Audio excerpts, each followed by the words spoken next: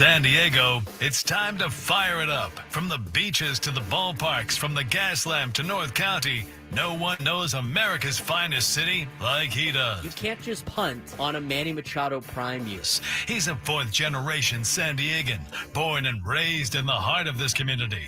Passionate, opinionated, and always bringing you the real talk on your teams, your city, and everything in between. Braden totally knows his stuff. He's ready for the next step. That guy is good. Live and local, it's the Braden Surprenant Show. But I think Braden's one of the up-and-coming young stars in the media game in San Diego. Now, here's your host, Braden Surprenant. What's up, San Diego? And a happy Friday to everybody out there in America's finest city. I'm Braden Surprenant. This is the Braden Surprenant Show, live and local each and every day from 10 to 2 on San Diego's number one sports station, 97.3 The Fan. He's Frank Marchese. I'm Braden Surprenant. Let's get this thing off and running on a Friday. Last night, okay, kind of a fun sports day for, well, at least not San Diego fans. They have to worry about too many things. It's interesting to watch how everything played out yesterday in the sports world. Personally, there's a lot going on. At the end of yesterday's show, I went to practice, we had a walk through, watched a little bit of the freshman football game at Cathedral. Freshman team. Freshmen had a doubleheader yesterday. They had two freshman teams at Cathedral. So one of them, the first game was our gold team versus Point Loma. The second game was the red team and St. Augustine. I don't know the results of that. I left in the right before halftime of the first game because I had to get down to USD. And USD had volleyball last night. Congrats to Jen Petrie and the USD Toreros last night. Improved to 5-0 in West Coast Conference play. They knocked off Portland in 3 sets. Made quick work of the Portland Pilots. San Diego is now, they've had like some insane numbers against Portland. They've won 68 times against the Pilots and have lost 9 times. That's pretty remarkable.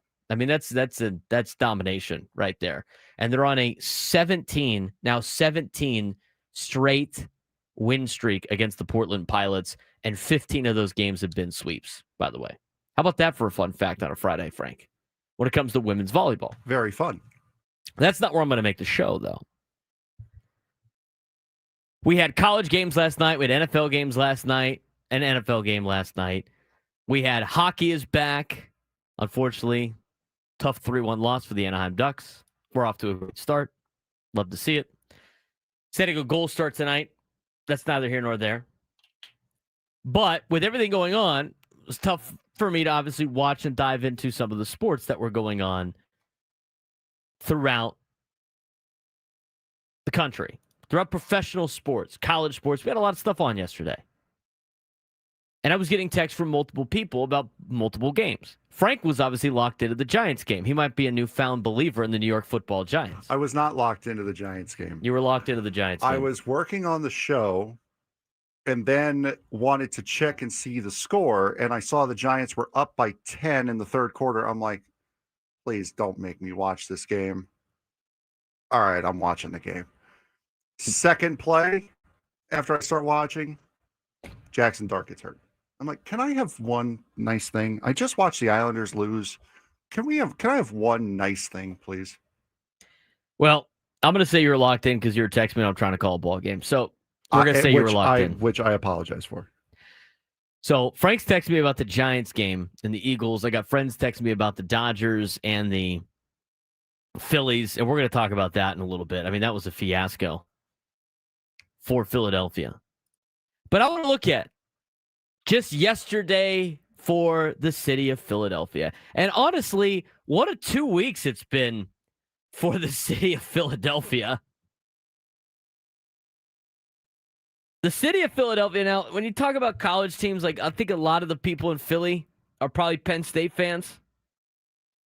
It really started with James Franklin. I mean, it could be James Franklin's fault. It started with losing to Oregon 2 weeks ago in overtime in Happy Valley. Apparently, that just ruined the sports scene for the state of Pennsylvania, specifically the ones that reside in Philly. And here's the deal. I don't like really dancing on the grave of fan bases, but I'm going to tell you right now, I enjoyed watching last night, and I know it was at the expense of my Padres love having to see the Dodgers celebrate another BS way to win. But you know what? It couldn't have happened to a better city and a better group of people than Phillies fans and Philadelphia people in general. Last night, I don't even want to, I haven't tuned in, but I might have to take a peep over at WIP, our sister station in Philadelphia, to listen to the carnage that is going on right now in Philadelphia. So last night, the Philadelphia Phillies lose in such a gut-wrenching way. I mean, I just watched it again. They just showed it again on television on MLB Network. Kerkering throws the ball, zoos the ball over the head of JT Realmuto, who's pointing to first base. Throw it to first. There's 2 outs in the inning. He gets the ground ball he needs with the bases loaded, and instead of throwing it to first base, guy throws it into the stands, and the Dodgers come around to win. Gut-wrenching. Absolutely gut-wrenching if you're a Phillies fan. It's sickening to watch the Dodgers be able to take advantage of that. It's obviously sickening. But you know what? It was kind of enjoyable to see Phillies fans upset. These people are not great. I mean, when I went to Philly, everybody there was an insert your own word here. Everybody. The people in the hotels, the people working the place. I mean, it was just such a miserable town. And everybody had to throw their jabs at you for no reason. You just had to be ready to, start S-talking just to survive the city of Philly. We're tough. We're Philly. All that stuff. To see them just collapse like that. Oh, the enjoyment. So they get that. They lose. They get eliminated for the playoffs. What a failure of a season for Philadelphia and the Phillies, who won the division and got a first-round bye, and we'll see you. Then you get to tune in to Thursday Night Football. Ah, fantastic. The beginning of the end for the Eagles is near with the way that they played against the New York Giants. New York Giants, they're a fun team. They're young. They have athletic players. It's going to be a new era with Jackson Dart. I think Jackson Dart's going to be a good quarterback in the National Football League. Cam Scadaboo's big for the Giants right now. The Giants go out there and kick the Eagles' ass 34-17.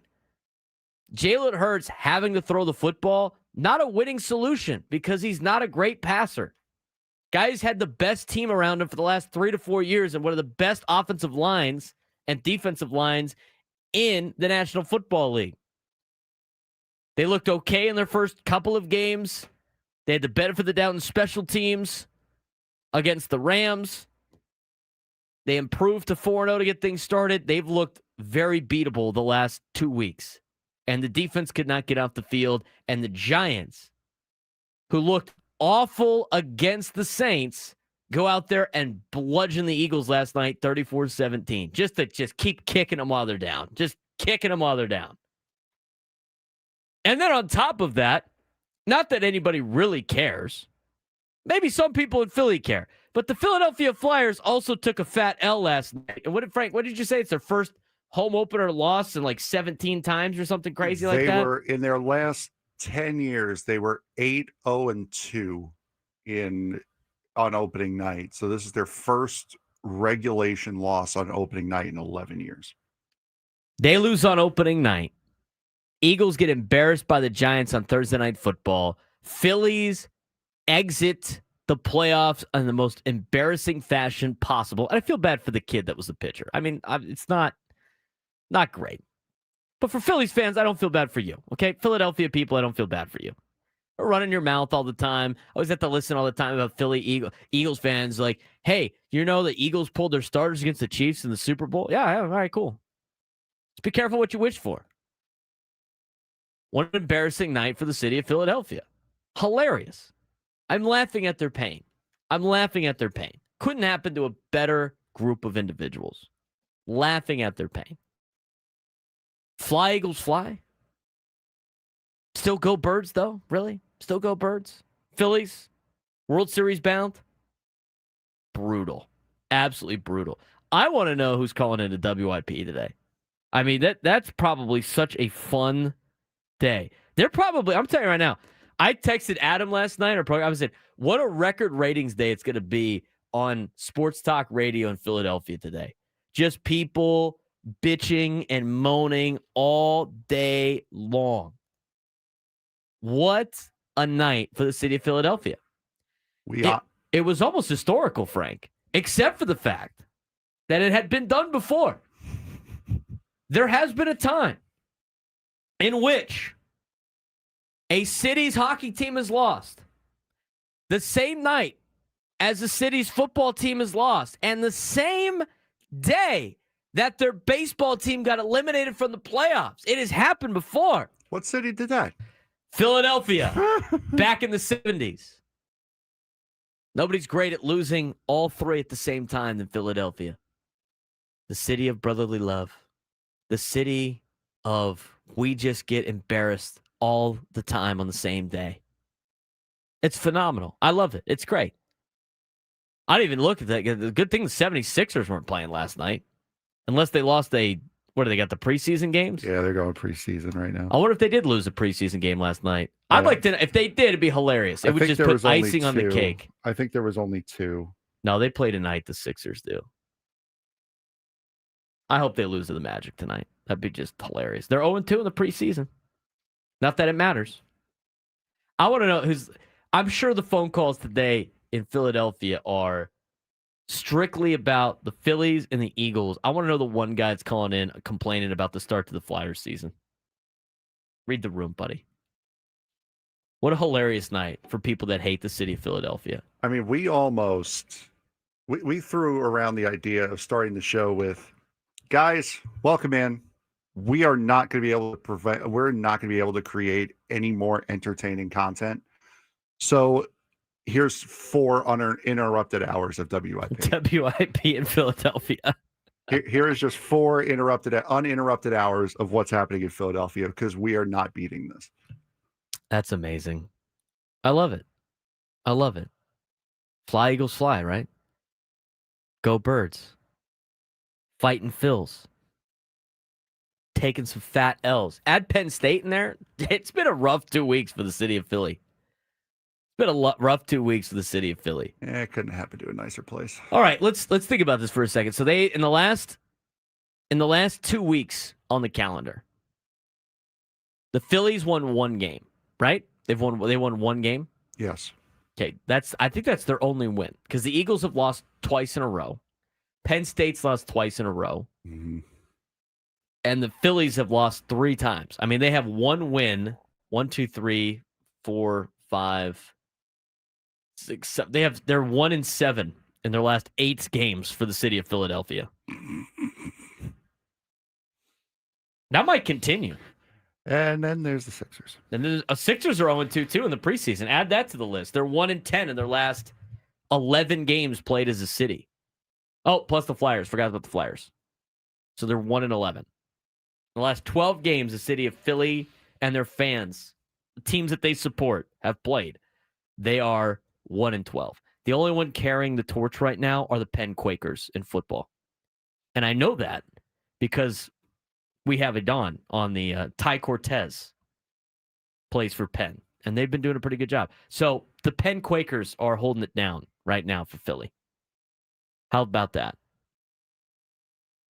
What happened last night in that particular game? Well, we'll play the highlight for you with a low light, and we'll talk about NLDS Game 4, how the Dodgers outlasted the Phillies 2-1. We'll also hear from Kerkering after. I'm going to say this. I'm not going to make fun of Kerkering because that's uncalled for. That guy knows how. I mean, I don't even want to know what he feels like right now. I want to laugh at all the Phillies fans instead. Not Kerkering. I'm laughing at the Phillies fans. We'll hear what Kerkering had to say after yesterday's game as well as we recap the NLDS Game 2. Coming up later on the show, we're going to talk more about the MLB playoffs, early exits, and what the offseason looks like for the teams that have been eliminated. Padres signed a Taiwanese pitcher yesterday during our show, but why something that came out of this news matters a lot to the Padres. We'll talk about that in the 11 o'clock hour. We'll get you a preview of the Aztecs and Nevada in the noon hour. Some big games that impact the college football playoff race as well. High school football week 7. Got a lot of great games throughout the county we'll talk about in the noon hour. And the 1 o'clock hour, we'll get you the NFL whip around. We'll talk more about the Giants and the Eagles. And Drake Hills will join us live from Eugene. He's up there for Oregon and Indiana. Huh? How about that? We'll get that update plus everything you need to know about soccer on Soccer 101 with Drake Hills to finish up the show. Jam-packed. If you want to join the show today, 833-288-0973. 833-288-0973. Braden Surprenant Show, off and running. San Diego Summer Sports Station 97 through the Fan.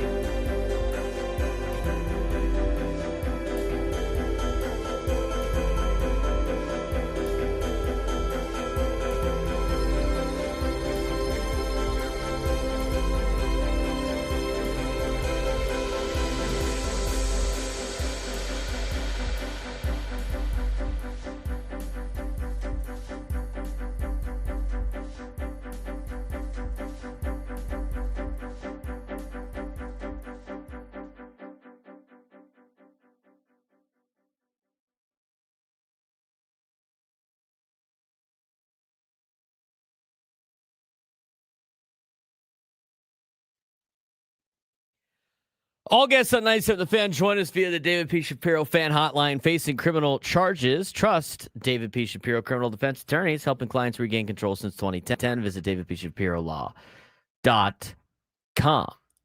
Somebody in the YouTube chat goes, who has the better chance to beat LA, Brew Crew or the Baby Bears? Trying to decide who to root for. Well,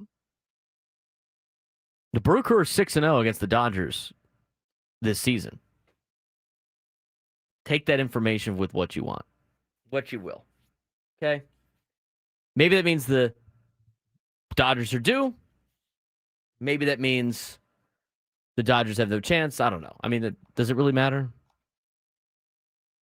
Take that information with what it's worth, for what it's worth. Frog and the dog. I love this, by the way. Frog and the dog. It's so funny. Every time Cole Brooks puts that in there, I get a laugh. I get a little chuckle. I get a little heh. Every single time. All right, back to the Braden Surprenant Show. Welcome back. Let's talk about last night's Dodgers game. Dodgers and Phillies. By the way, as much as it's fun to make fun of the Phillies, it is sickening to watch the Dodgers win like that. Is it not? That is such a Dodgers win. It's so sickening to watch. Yeah, it's how I feel watching. It's how I feel watching AC Milan most times, because they win in ridiculous, stupid fashions like that. Also, what somebody in the chat said, are the Phillies the Yankees of the National League? Spend a lot of money, always disappointing in the playoffs. That's fair. I think it's a very fair comparison. Phillies and Yankees, kind of the same team. All right, let's talk about last night in this particular instance. Okay, we have chaos in the 11th inning. Do you have the highlight? I do have the highlight ready to go. We're gonna get to it. Here's the situation: you got bases loaded, 2 outs in a 1-1 game in the 11th inning. On the mound is Orion Kerkering. He's facing Andy Pages again. Any out, and you get to the 12th inning. Pitching was outstanding for the Phillies all afternoon long against the Los Angeles Dodgers. They got the double earlier in the contest to take a 1-0 lead, and then a little bit of a shaky response by the Phillies. Johan Duran actually walked in the game-tying run facing Mookie Betts. What a discipline at bat Mookie had, by the way. I've seen that at bat with Padres stars. You know what they do? They swing out of their shoes.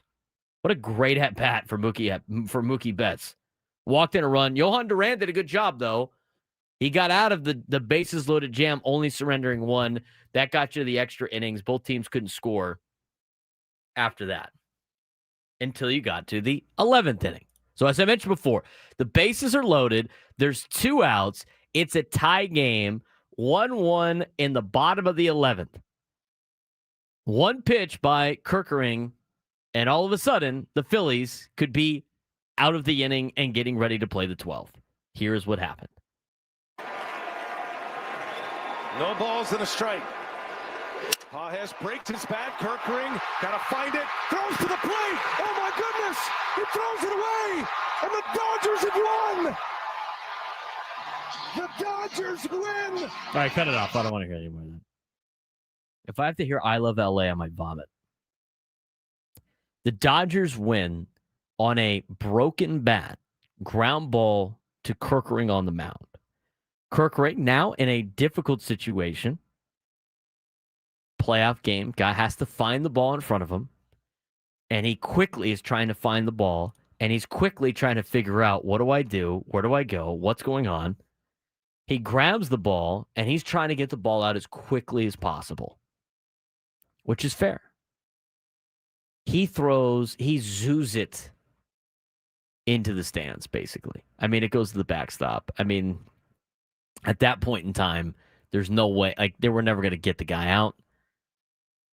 JT Realmuto, as the ball is hit towards Kerkering, is pointing to first. He's got his mask off. He's pointing to first. He's probably yelling, too. 1-1-1.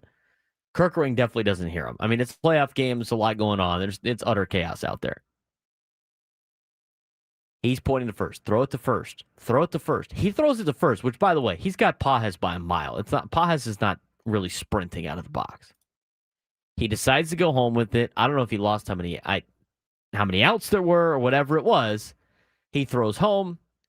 Hyun Kim, who pinch ran for injured Tommy Edman, because Tommy Edman had a bad ankle, raced home and was able to score.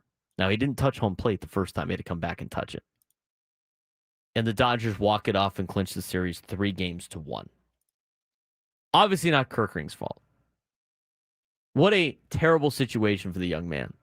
Funny situation for all the Phillies fans out there. Terrible situation for Kerkering. Here's what Orion Kerkering had to say after the game. Shit off my foot. Just kind of, once the pressure got to me, just thought it was a faster throw to JT, a little quicker throw than trying to cross body at the Bryce. So, just throw. Yeah. Did you hear them telling you to go to first at all, or were you just in the moment that it wasn't even? Just in the moment. Yeah. Can you see JT pointing in that moment, or is it just kind of looking up? Just kind of looking up, just be ready to go.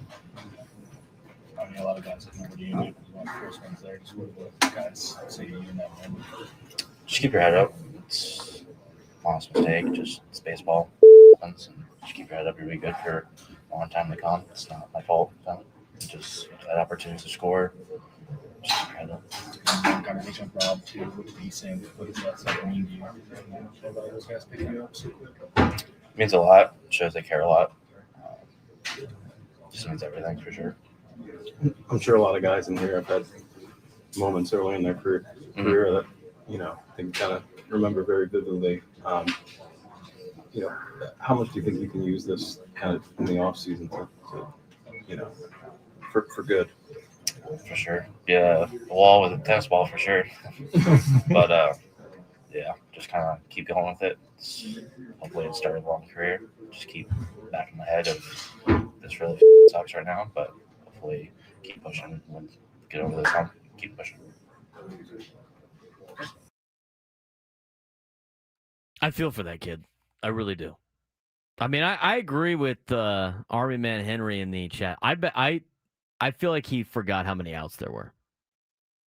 To be honest with you, that's like the only thing that makes any sense was he forgot how many outs there were. He's trying to go for a 1-2-3 double play. Well, or trying to get the lead out, right? Yeah. With less than 2 outs. I mean, if there's less than 2 outs and he throws it to first, then the game's over anyway. He totally forgot how many outs there were. And you're in the heat of the moment. You're like, oh, got to go home with it, right? He knew that was the winning run at third base. I guess the other thing, too, is, when you're in a moment like that and you're on the road and you're going against, your season is on the line, right? Your season is on the line. Even if he knew how many outs there were, the ball goes off your foot, so you don't field it cleanly. You're trying to find it, and then you're trying to figure out, where do I go with it? The winning run is coming in to score. Natural instinct is, let me get the guy out that's running home. Everybody that said, you got to go to first, that's stuff that he's got to be thinking about before it happens. Now, for pitchers, it might be different. And as a pitcher, you're trying to, you're thinking about pitches to get this guy out. You're not thinking about, if the ball's hit to me, what am I going to do? Like an infielder would be able to do. But he got up there and he talked to the media about it. It's a tough situation for the kid. Sucks to see. And they picked him up, as they should. Now, I think this situation's different than what Amari DiMercato did on Sunday. This is a higher stakes deal. Higher stakes. It's a playoff game. Season's on the line. And this was a regular play that he made a mistake on, but it wasn't like a showboat made a mistake. It wasn't a super stupid mistake. It was an unfortunate play in a big spot. Amari DiMercato was going to put the game on ice and decided to drop the ball. And I'm telling you, I watched that play 15 times on Sunday. That ball was not stripped out of his arm. He dropped it before the end zone. That is stupid. That is foolish. That is selfish. Look how cool I am scoring a touchdown. So the way that Jonathan Gannon handled it with being super irate about it, now the physicality down there needs to be a little bit addressed, but I guess it's okay if Travis Kelce, pushes Andy Reid. I guess that's fine. Should never be fine, either of them. But those are two totally different situations. Now, looking at last night, I mean, again, it's sickening to see the Dodgers win like that.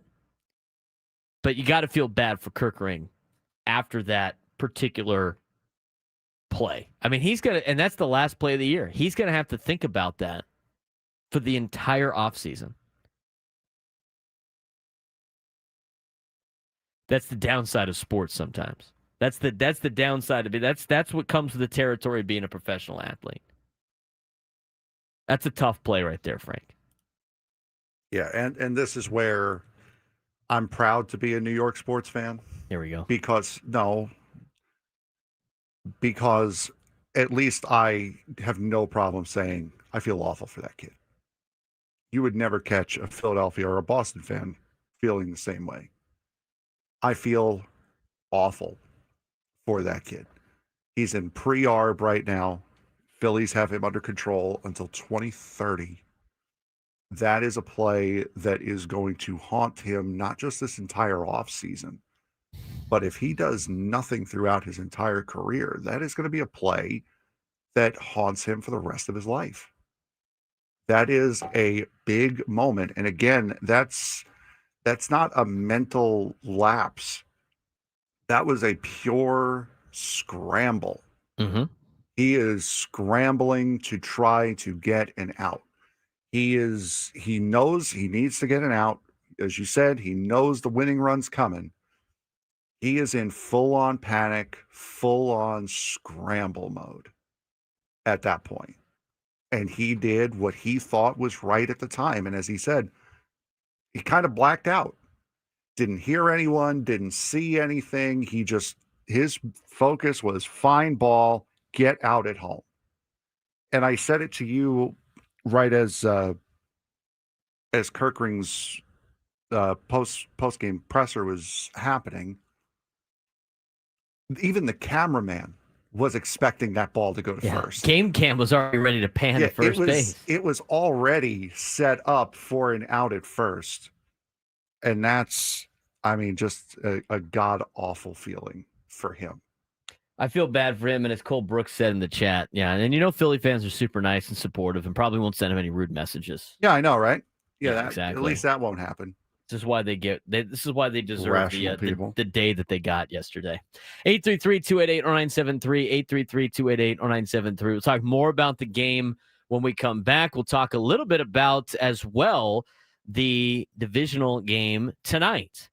Game 5, Tigers-Mariners. Winner gets to take on the Blue Jays in the ALCS. We'll discuss that as we continue on the Braden Surprenant Show, San Diego's number one sports station, 97.3 The Fan.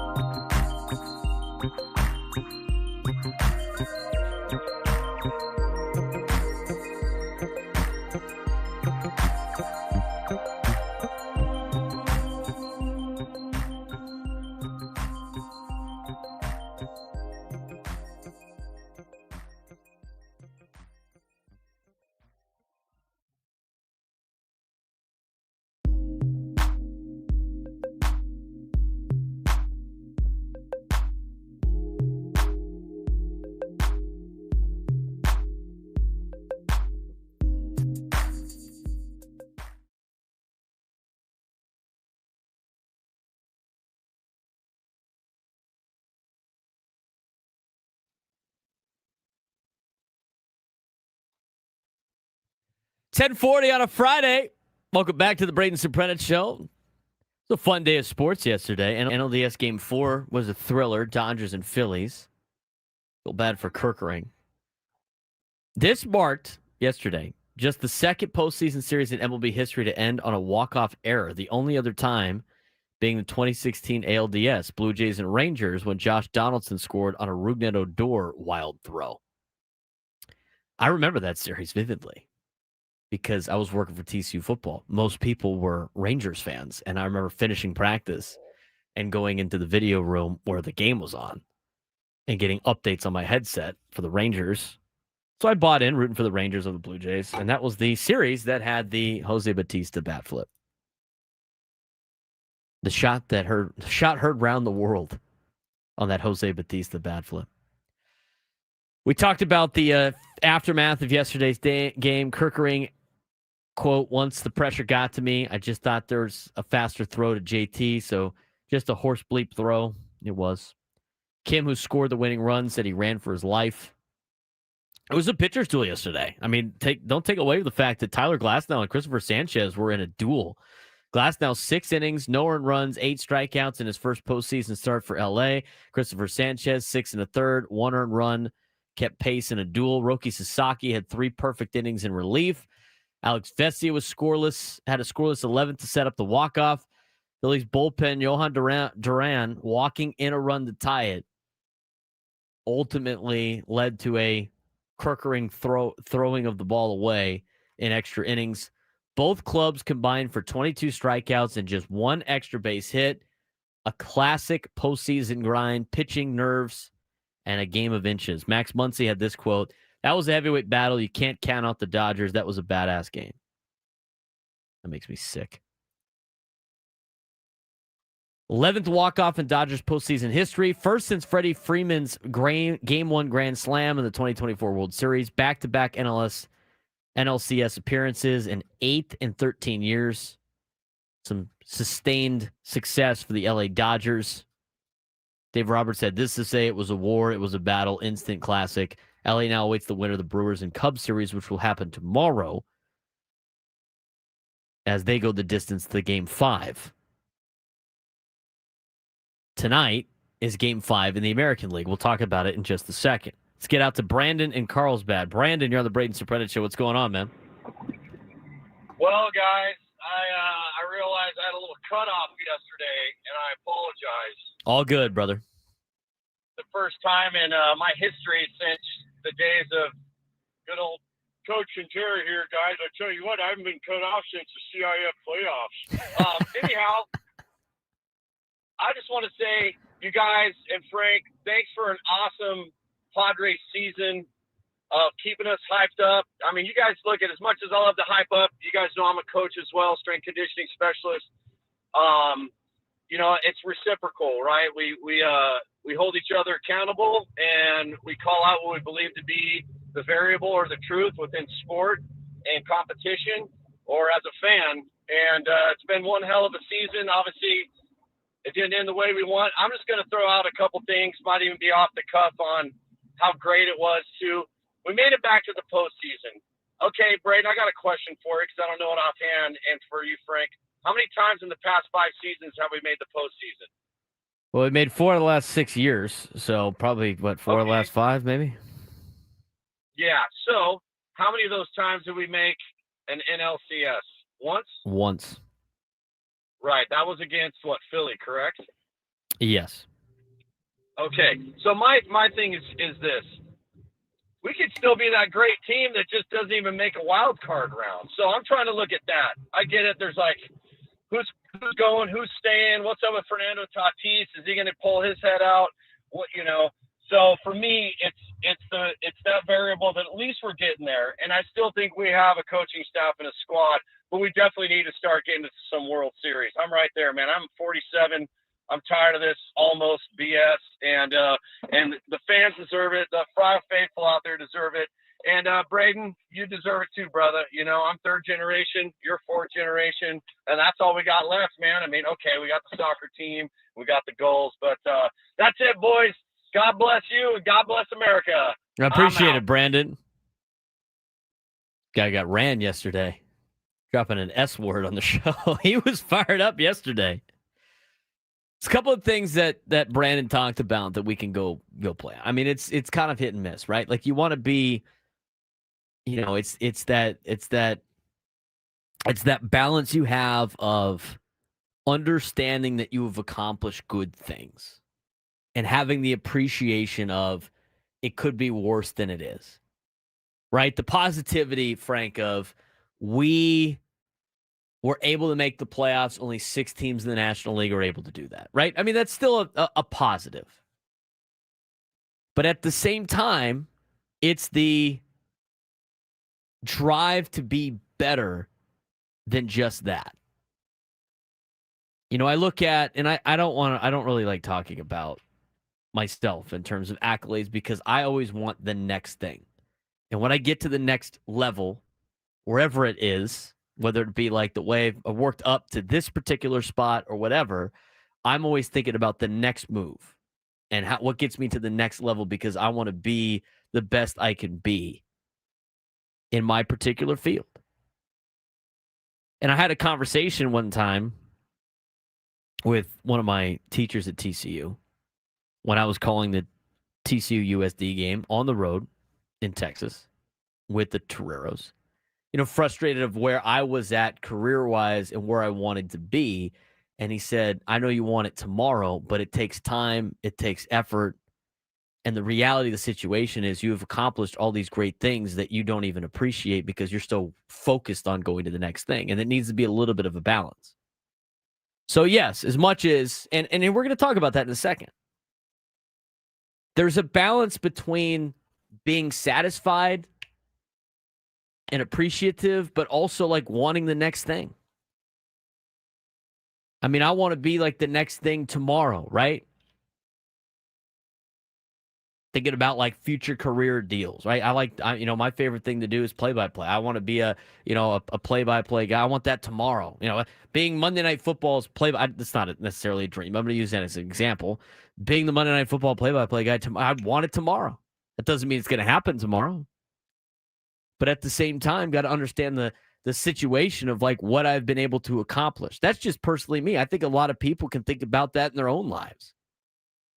You just got that promotion at work. It's the next step in your growing process of trying to, achieve the dreams and goals that you want.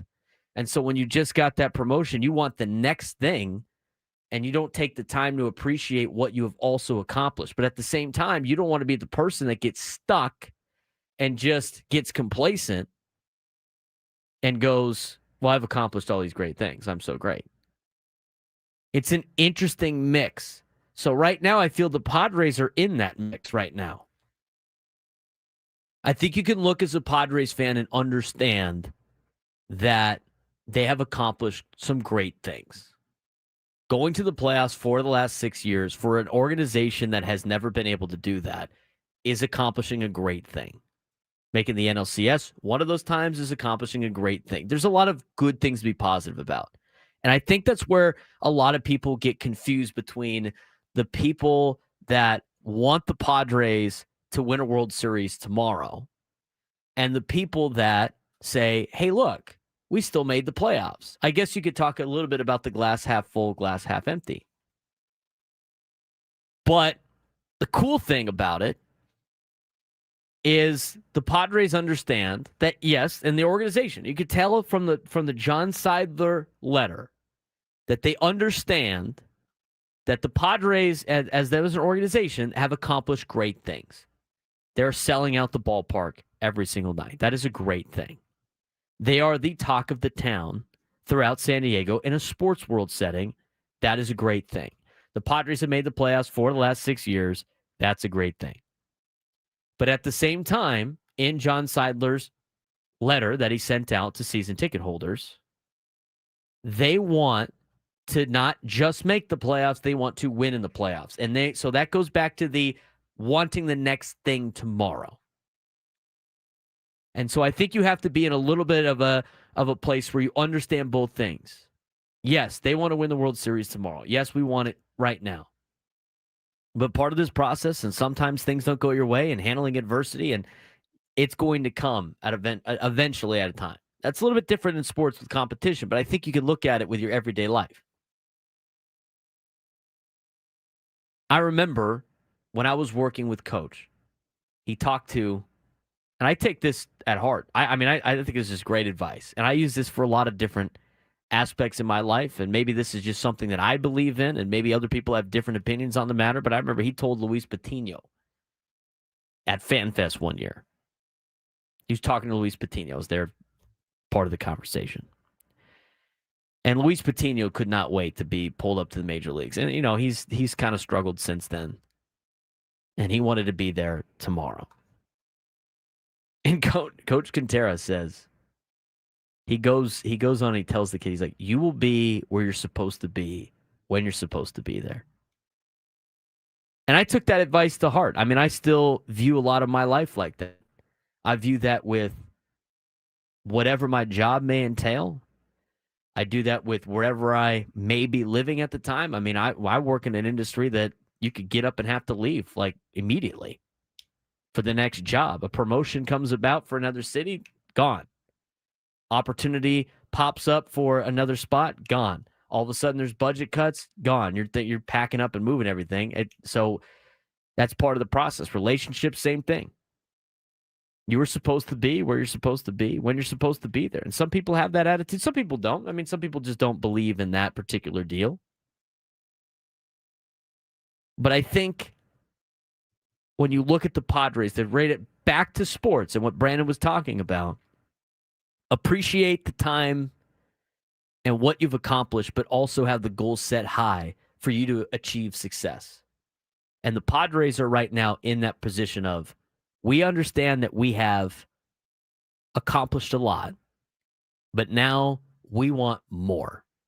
And we need to be an organization that wants more. And that starts from the top and it works its way down. And I love the fact that the Padres at the top are saying those things.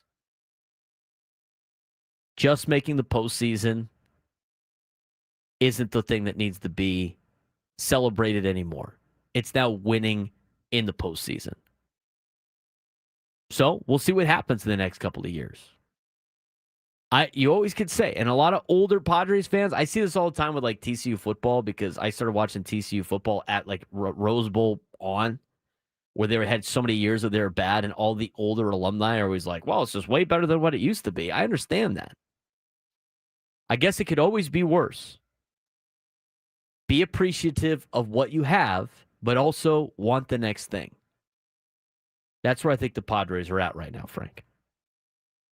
Oh, I agree. And I can't tell you how many times I've had that same exact conversation with my uncle about wanting to be in this seed, wanting to be in that seed, wanting to be somewhere else, tomorrow, because you think you're ready when in reality you may not be. But yeah, I mean, as far as stepping stone, you have to be somewhere. The way I look at it, at least, is now, for me personally with this, it's okay, I've got this. Now it's time to perfect this before moving on to the next thing. And I think the Padres have gotten to that point where they've, quote unquote, perfected as much as you can in Major League Baseball, being a consistent contending team. Now they got to work towards the next thing. And I think that's kind of what John Seidler's message was, is we're not satisfied anymore with where we're at. Now we need to step it up. And they have proven that they can be a consistent playoff contender. They have proven that now. It's not like, here's 2 years and then back in the tank like it's been for the 5 decades of Padres baseball before this. Here's a couple of blurps in the 90s. Gone. So Brandon set us up for a little interesting conversation right there. Hopefully you enjoyed it. When we come back, Phillies are out, Yankees are out, Reds, Guardians, Padres, Red Sox. What's next for all of those teams? We will talk about it and the significance of the Padres signing a Taiwanese pitcher yesterday. We'll talk about who that is and why it's important in the next hour on the Braden Surprenant Show.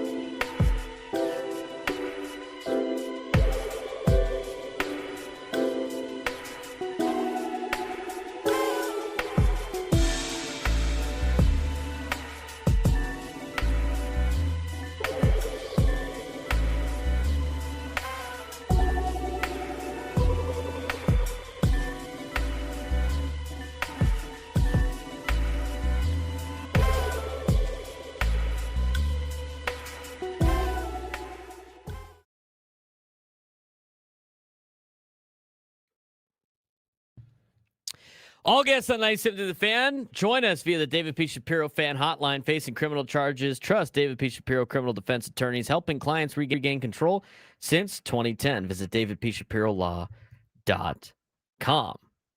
All right. 11 o'clock hour here on 97 through the Fan. Frank, we're going to go through this together to talk a little bit about what's next for all these teams that have been eliminated. We'll start with, do you want to start with the old teams, or do you want to start with the teams that were freshly eliminated? Let's start with the freshly eliminated. All right, the freshly eliminated teams. The Philadelphia Phillies were freshly eliminated yesterday. Eliminated by the Dodgers in 4 games. They have a couple of key free agents. I don't know if they're going to be able to sign or who they're going to be able to sign. Now, some of these guys demand high contracts, and some of these players might be affordable for the Phillies. I mean, the Phillies, I thought there was an interesting question asked in the YouTube chat. Are the Phillies the National League's version of the New York Yankees? Yeah, I think so. And they're going to be losing a lot of their guys too. JT Realmuto's done now. Kyle Schwarber's done now. Max Kepler, Ranger Suarez, Jordan Romano. Yeah, those are all free agents for the Phillies. Yeah, those are big key pieces to that team. So I think so. They going to re-sign any of those guys? Do you know what their payroll was this year? What was it? $291 million. I mean, that's up there with the Dodgers. Yeah. $291 million payroll according to Fangraphs. I mean, I can't see any team, even the Mets, I can't see any team sustaining that for a long period of time. No, eventually. You wonder why there's going to be a lockout coming. Yep. Their estimated payroll in 2026 with those guys coming off the books is $228 million. So if they want to go back to 290, I guess they could that's more manageable. Technically bring back some of these players. If you had to pick one of those players to come back to the Phillies, who is it? I honestly, the highest value, you said it was Ranger Suarez was the one that was off, or was it Christopher Sanchez? Ranger Suarez is coming off the books. I would say either Ranger Suarez for your starter or for veteran leadership to keep Realmuto around. Those would be my two. Ranger Suarez got $8.8 million in arbitration last year. He's 30 years old. He's probably going to get more than that. Absolutely. Jordan Romano got 8.5 on a contract. Max Kepler got 10. JT Realmuto got $23.8 million last year. He's probably not going to cost as much. No, he's in what, his mid-30s? He's 34, about to turn 35. He will be 35 next season. He's not going to cost you that much money. Philly's star-heavy model is under stress. Dave Dombrowski has built perennial contenders before. The roster is extremely top-heavy. 7 players are making $20+ million, and several cornerstones may walk. JT Realmuto could stay, but Schwarber's 56-homer season makes him a likely target elsewhere. Zach Wheeler's health is a concern, and payroll limits are closing in. Philly's championship window might be starting to narrow. Offseason prediction, according to ESPN.com, Realmuto stays, Schwarber walks. Phillies bring in 2 outside star free agents. Buy or sell? Phillies bring in 2 star free agents? Mm-hmm. No. I'm going to sell that. They're going to get 1, and I think it's... I'll buy the first part that Realmuto stays and Schwarber walks. Oh, yeah. That 100%. I would believe that 100%, because remember, JT Realmuto, he's been a Philly most of his career. He started with the Marlins. I believe it was with Jared Saltalamacchia. Why that name stuck in my head, I have no idea. But he's been a Philly most of his career, and at this age, I thought he was a perfect fit to come here until you found Freddie Fermin, but I can't see Realmuto leaving. And as far as your star player, I think you're only getting 1. I think that's really all they can afford is 1. They let Schwarber walk and they signed Pete Alonso. Oh, look at Frank's face. He just vomited in his mouth. Why would you put that in the ether? Why would you put that out there? The polar bears of Philly. Why? We are going to test real quick how nice New York fans are. I hate you for that. I really I'll take do. the foul. I'll take the foul. That's great. I'll take the foul. He draws the foul. That's great.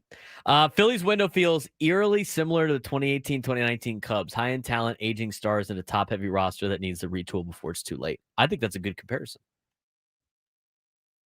Yeah, but the stars on that Cubs team were young. It was Rizzo and Bryant. Those were your stars on that team. They had age on that team, but you weren't relying on that age the way the Phillies are relying on that age. I'll go back to the Cubs 2019 roster on here. 2019. Oh, I thought you meant 2018-2019 Cubs. 2018-19. Rizzo was gone by that point. Rizzo was still on the team. Okay. He had 2 years. He had 2 club options left. He was 30 years old. That's still relatively young for when he came up. Mm-hmm. That team had Darvish was on it, $20 million a year. Yep. Cole Hamels was getting $20 million still. John Lester was getting $27 million at age 36. Yeah. Hamels was 36. Darvish was 33. Jason Hayward was on that. Yep. With his 8-year, $184 million contract, which was already worth it because he won you a World Series, so it doesn't matter. He was 30. Craig Kimbrell was 31, making $10 million. Nick Castellanos was on that team, making 9.95. Kyle Hendricks was on a big contract. I look at the roster and Ben Zobrist was still making money on that team. Yeah.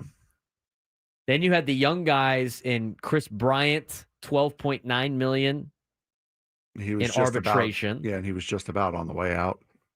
Javi Baez was arbitration. Kyle Schwarber was arbitration. Addison Russell, Wilson Contreras. Like Addison Russell, boy, did he fall off the face of the earth, huh?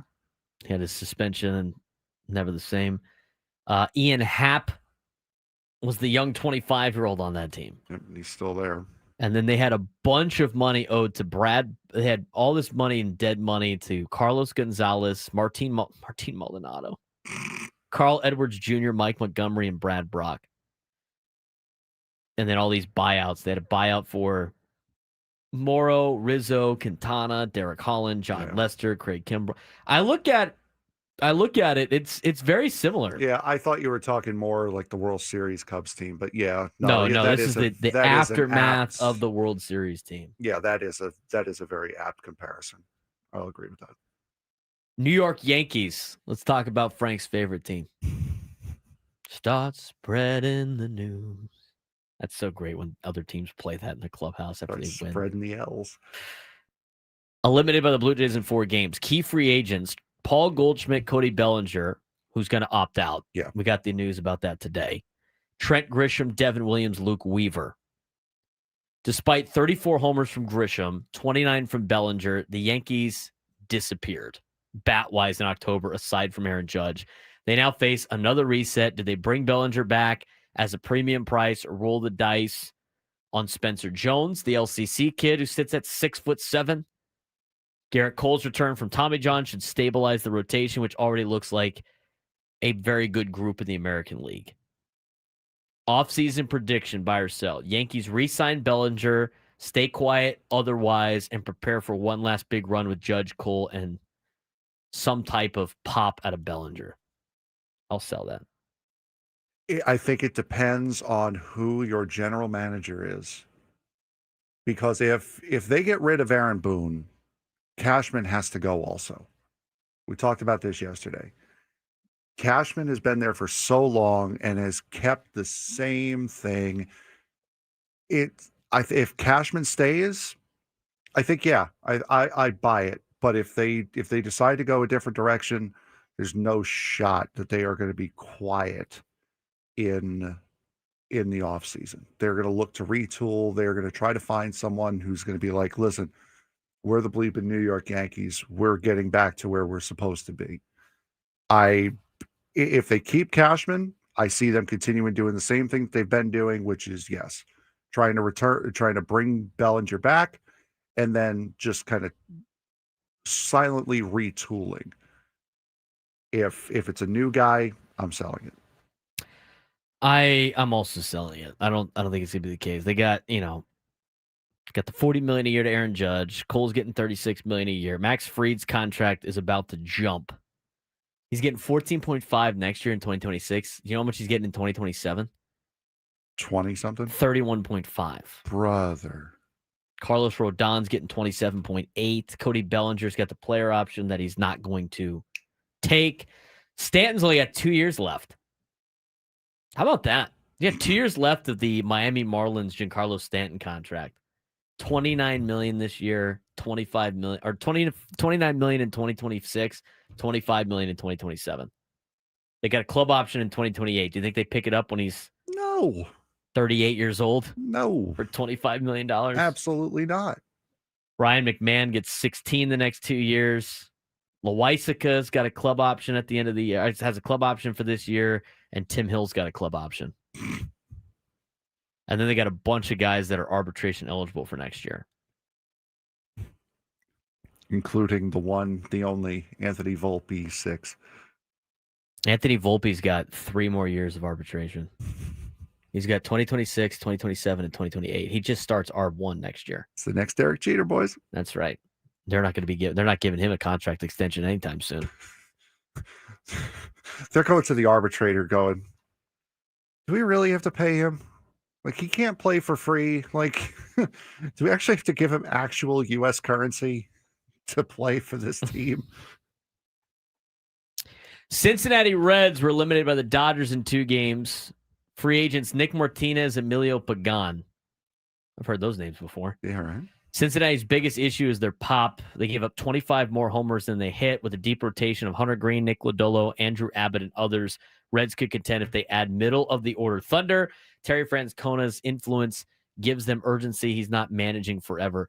I think they are built for 2026 if ownership spends in the NL Central. Yes.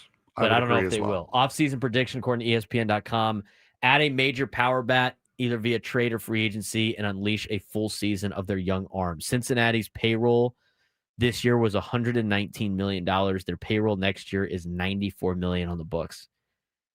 Do you think Cincinnati could throw a ton of money at Kyle Schwarber? That place is a bandbox, too.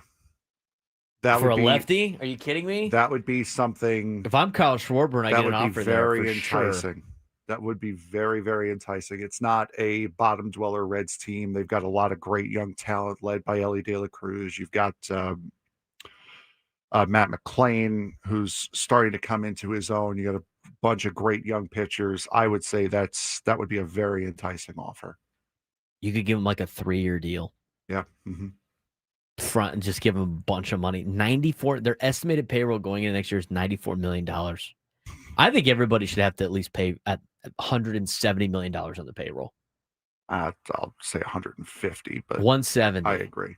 I mean, we got teams spending $300 million. You should be able to pay more than half of that. There has to be a salary floor. Yes, that we can that's all the whole agree point on. of the salary cap. You have to have a salary floor to go with it. Cleveland Guardians, San Diego Padres, Boston Red Sox. What does their futures look like? We'll talk about it when we come back. Plus, Padres signed a Taiwanese pitcher. Why is it important? We'll tell you at the end of the 11 o'clock hour on San Diego's number one sports station, 97 through the Fan.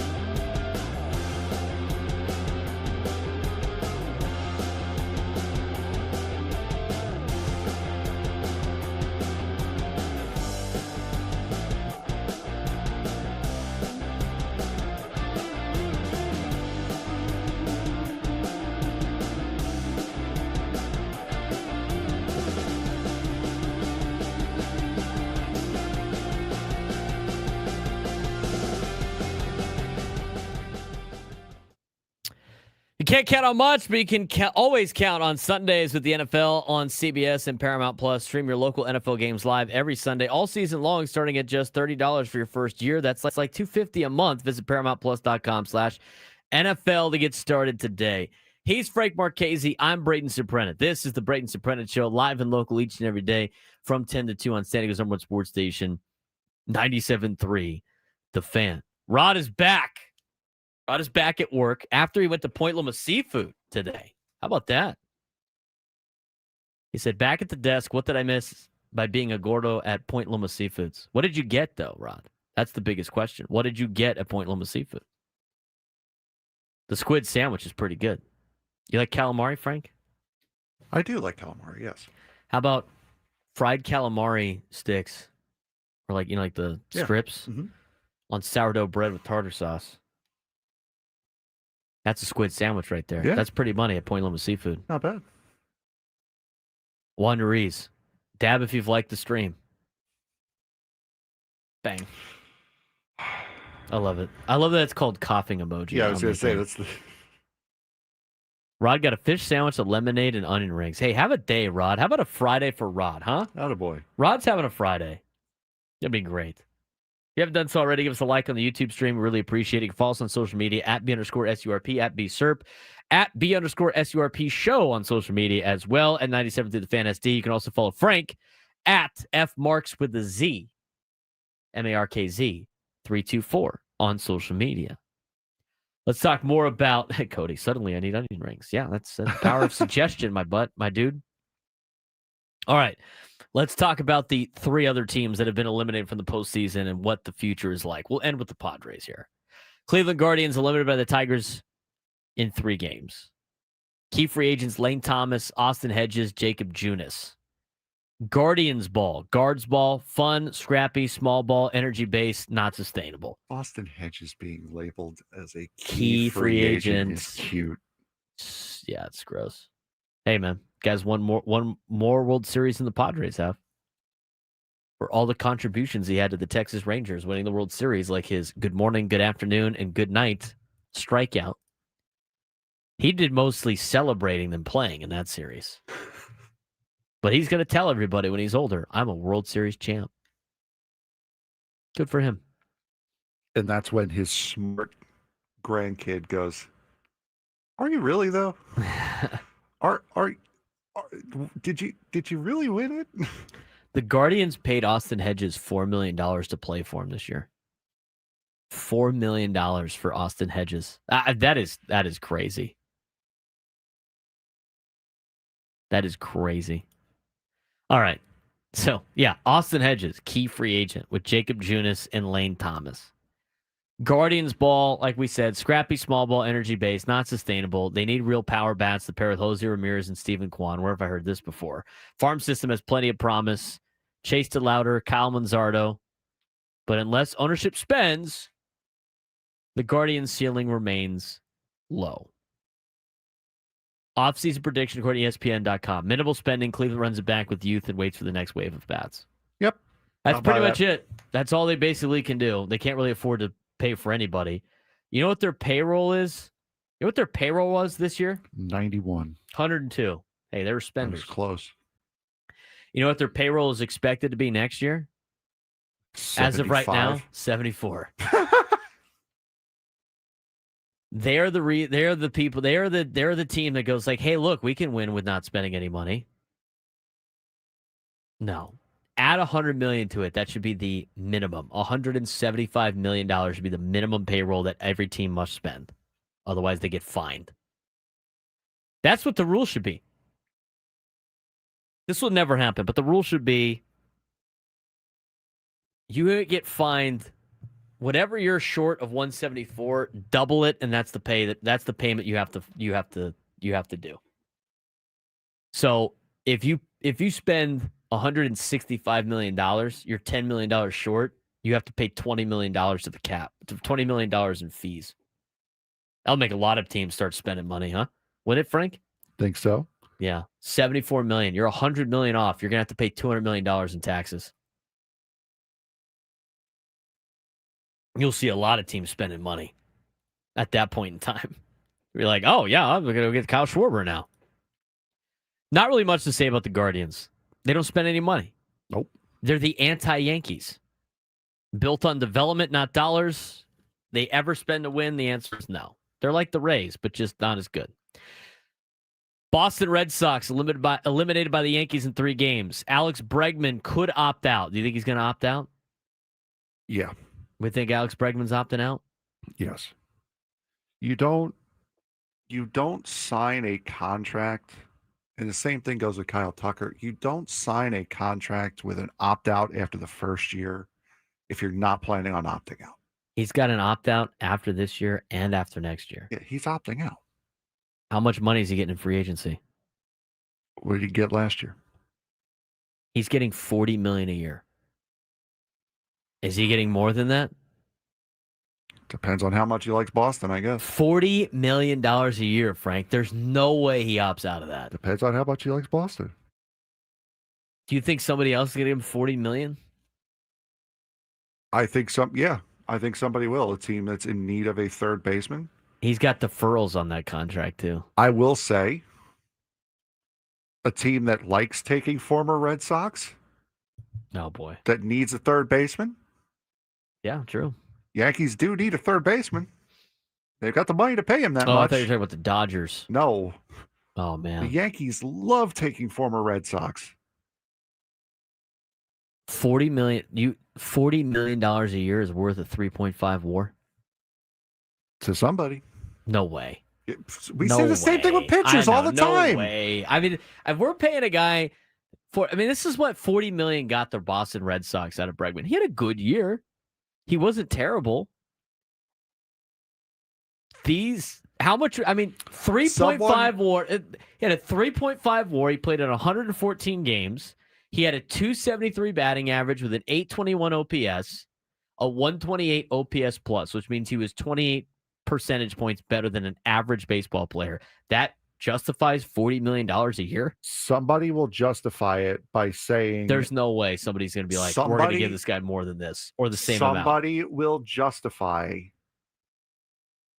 that. Somebody will justify paying him that much money by saying he was in a position battle with Rafael Devers all season long. That was a circus of a situation. This sounds like Big Ten corporate. I'm saying that's what somebody will say to justify paying him that much. I'm not saying it's the right idea. I'm not saying they should. I'm saying that if you're going to justify it, that's how you would do it. There's no way anybody's thinking like that. No way. Somebody who start giving me organizational names that you think are going to pay this guy $40 million. I 100% believe the Yankees would. The Yankees. I believe the Yankees absolutely would pay him that much $40 million a year. Yes, they would. To be an slightly above average player. That is, he had, believe it 100% they would. $40 million for a player with 18 home runs and 62 RBIs in 114 games. I believe they would. There's no way. You're just being biased. No, I'm not. There's no way the Yankees would do that. Yes, they would. They've done it before. $40 million for that guy? They gave Jacoby Ellsbury $150 million, which was $100 million more than he was worth. We're talking about $40 million a year. And he's 32. It may not be $40 million a year, but exactly, with bonuses, which means he won't opt out. But with bonuses and incentives, it'll probably work out to be more. I'm sure the Yankees would offer him that much money, if not more, to play third base in the Bronx. 100%. 32 years old, $40 million a year. That would get Brian Cashman fired. If he's not fired already. $40 million a year. Crazy. It's crazy. I can see them doing it. In terms of like his seasons, this was for Alex Bregman. He's played 10 years in the show. Mm-hmm. It was his 4th worst season in Major League Baseball. Okay, so it was an average season for him. That means there's more of a chance that he has an up year. He averages a 5.7 WAR. He had a 3.5. He was below average on every single statistical category this year. It was a down year. A down year. So you think Players have down years. So you think with the down year, you're advising Alex Bregman as his agent. You're saying you should opt out. You're going to get more money or the same. I'm not. Because that's the conversation. He has the ability to opt out. What I'm saying is there's no way he opts out unless he thinks somebody's going to pay him more or maybe the same if he doesn't like the city of Boston. There's no way anybody looks at the season he had as a 31-year-old. Oh, no. If I'm advising him, I would not have him leave. I would say, no, stay in Boston. Right, exactly. You're dope. You have an opt-out after next year, play better, and then they'll get more money. Exactly. So again, he's not opting out. But again, I can't see players that have an opt-out after the first year. Like when Pete Alonso signed it. They do that as an insurance policy that if they play better, they can leave. But he did not play better than he was expected to play. Therefore, he'd be foolish to leave that money on the table. Because here's what he's going to do.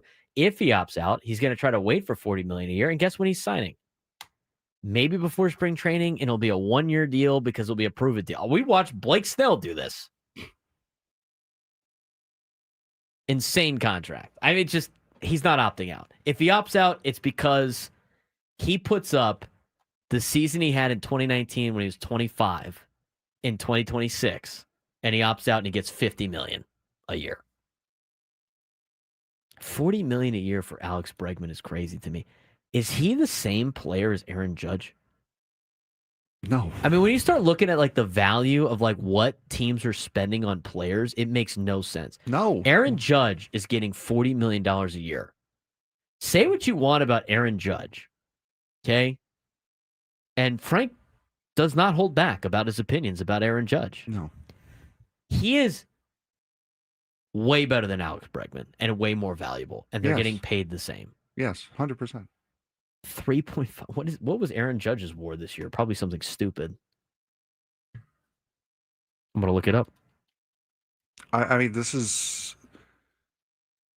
The teams want to complain that the players are getting so much. How about that?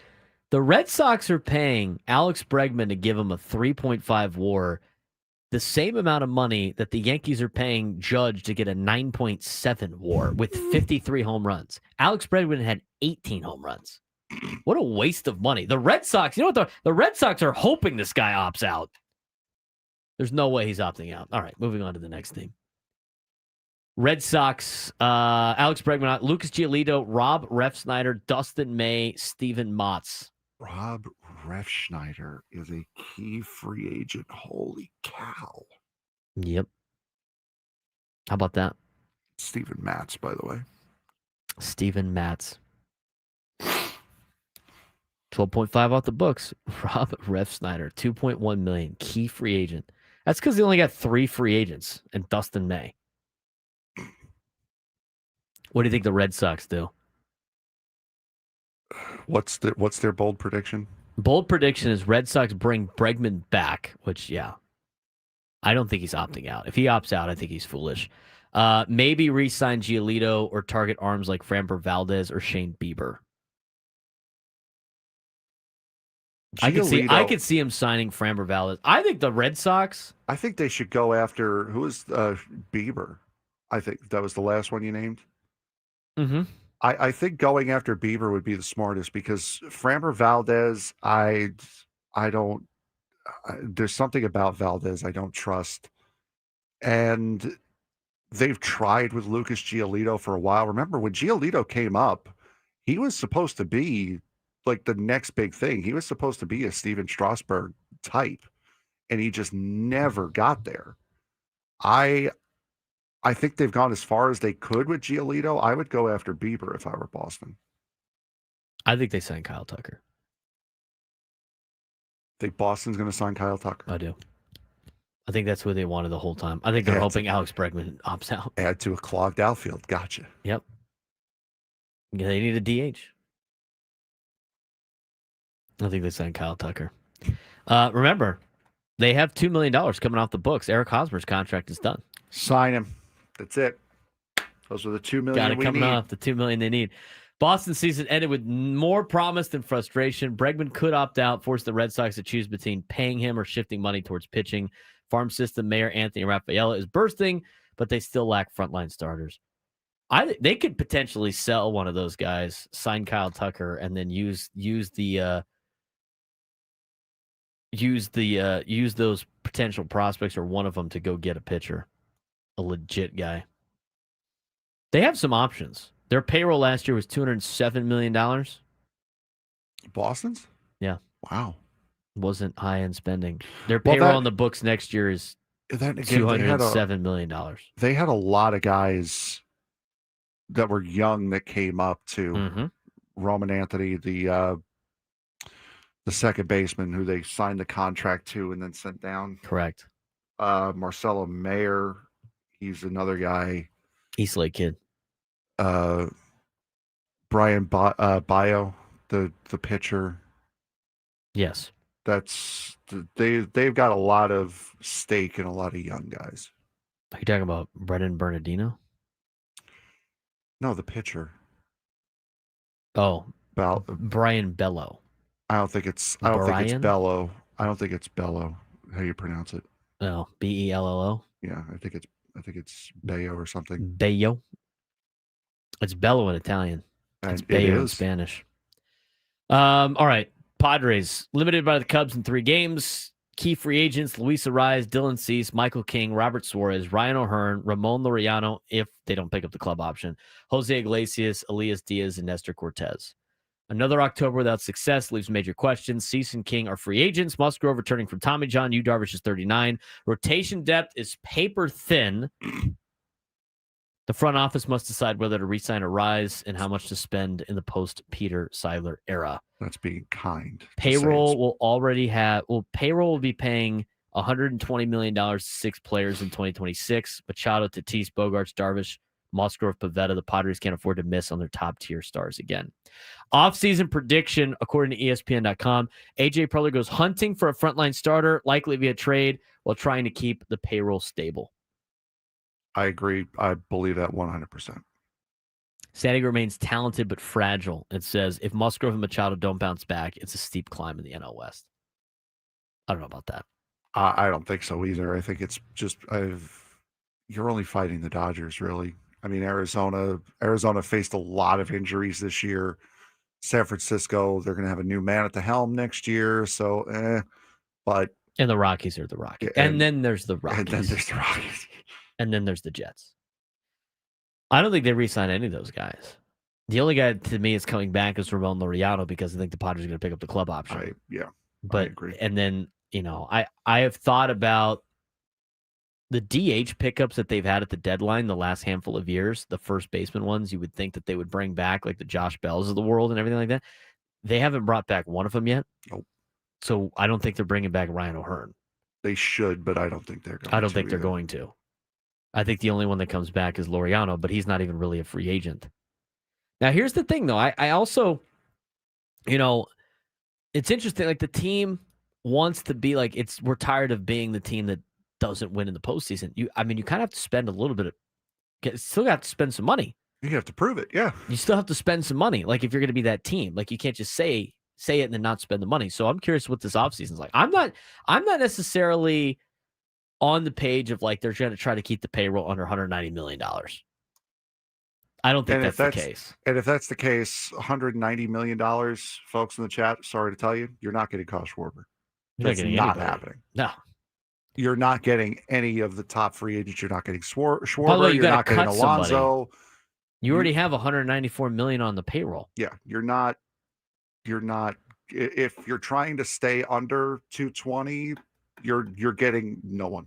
Sorry, with how many holes that need to be filled, especially in the rotation, you get no one. You lose. Good day, sir. You get nothing. You lose. Good day, sir. That's a great movie.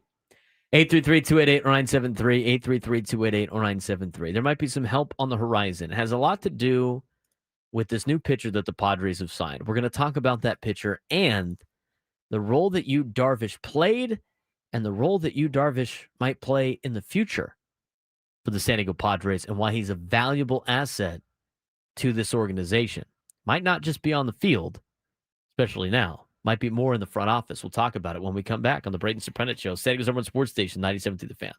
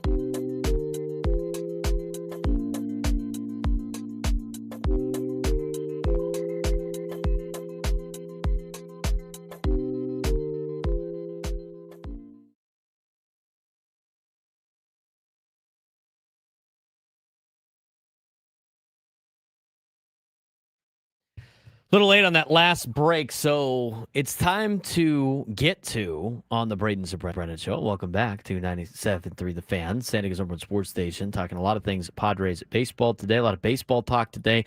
We're going to talk about the significance of Yu Darvish in just a little bit, but first we got to get to today's sports thread. You know that group chat? The one that's always blowing up with the biggest sports takes, debates, and breaking news? You got barbecue back there, and you didn't invite me. Yeah, we've got that too. Welcome to the Sports Thread, where we break down the top 5 stories in sports, just like you would with your crew. Oh, no! Disaster! What a bad idea! No filters, no silence, just real talk. Brought to you by QC Kinetics. Stop sitting on the sidelines. QC Kinetics gets you back in the game without surgery. To learn how, visit QCkinetics.com.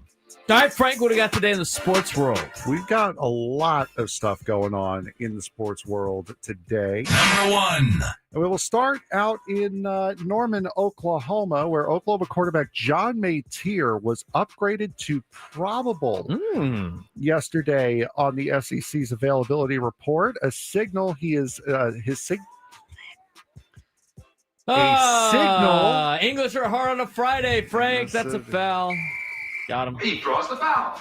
Got him. A signal he's set to attempt to play against Texas on Saturday, just 17 days after having surgery on a broken bone in his throwing hand. Mateer's push to return Saturday has continued this week, with sources telling ESPN that he's practiced and progressed enough to be in a position to attempt to play. Sources told ESPN earlier yesterday that Mateer was on track to attempt to play Saturday.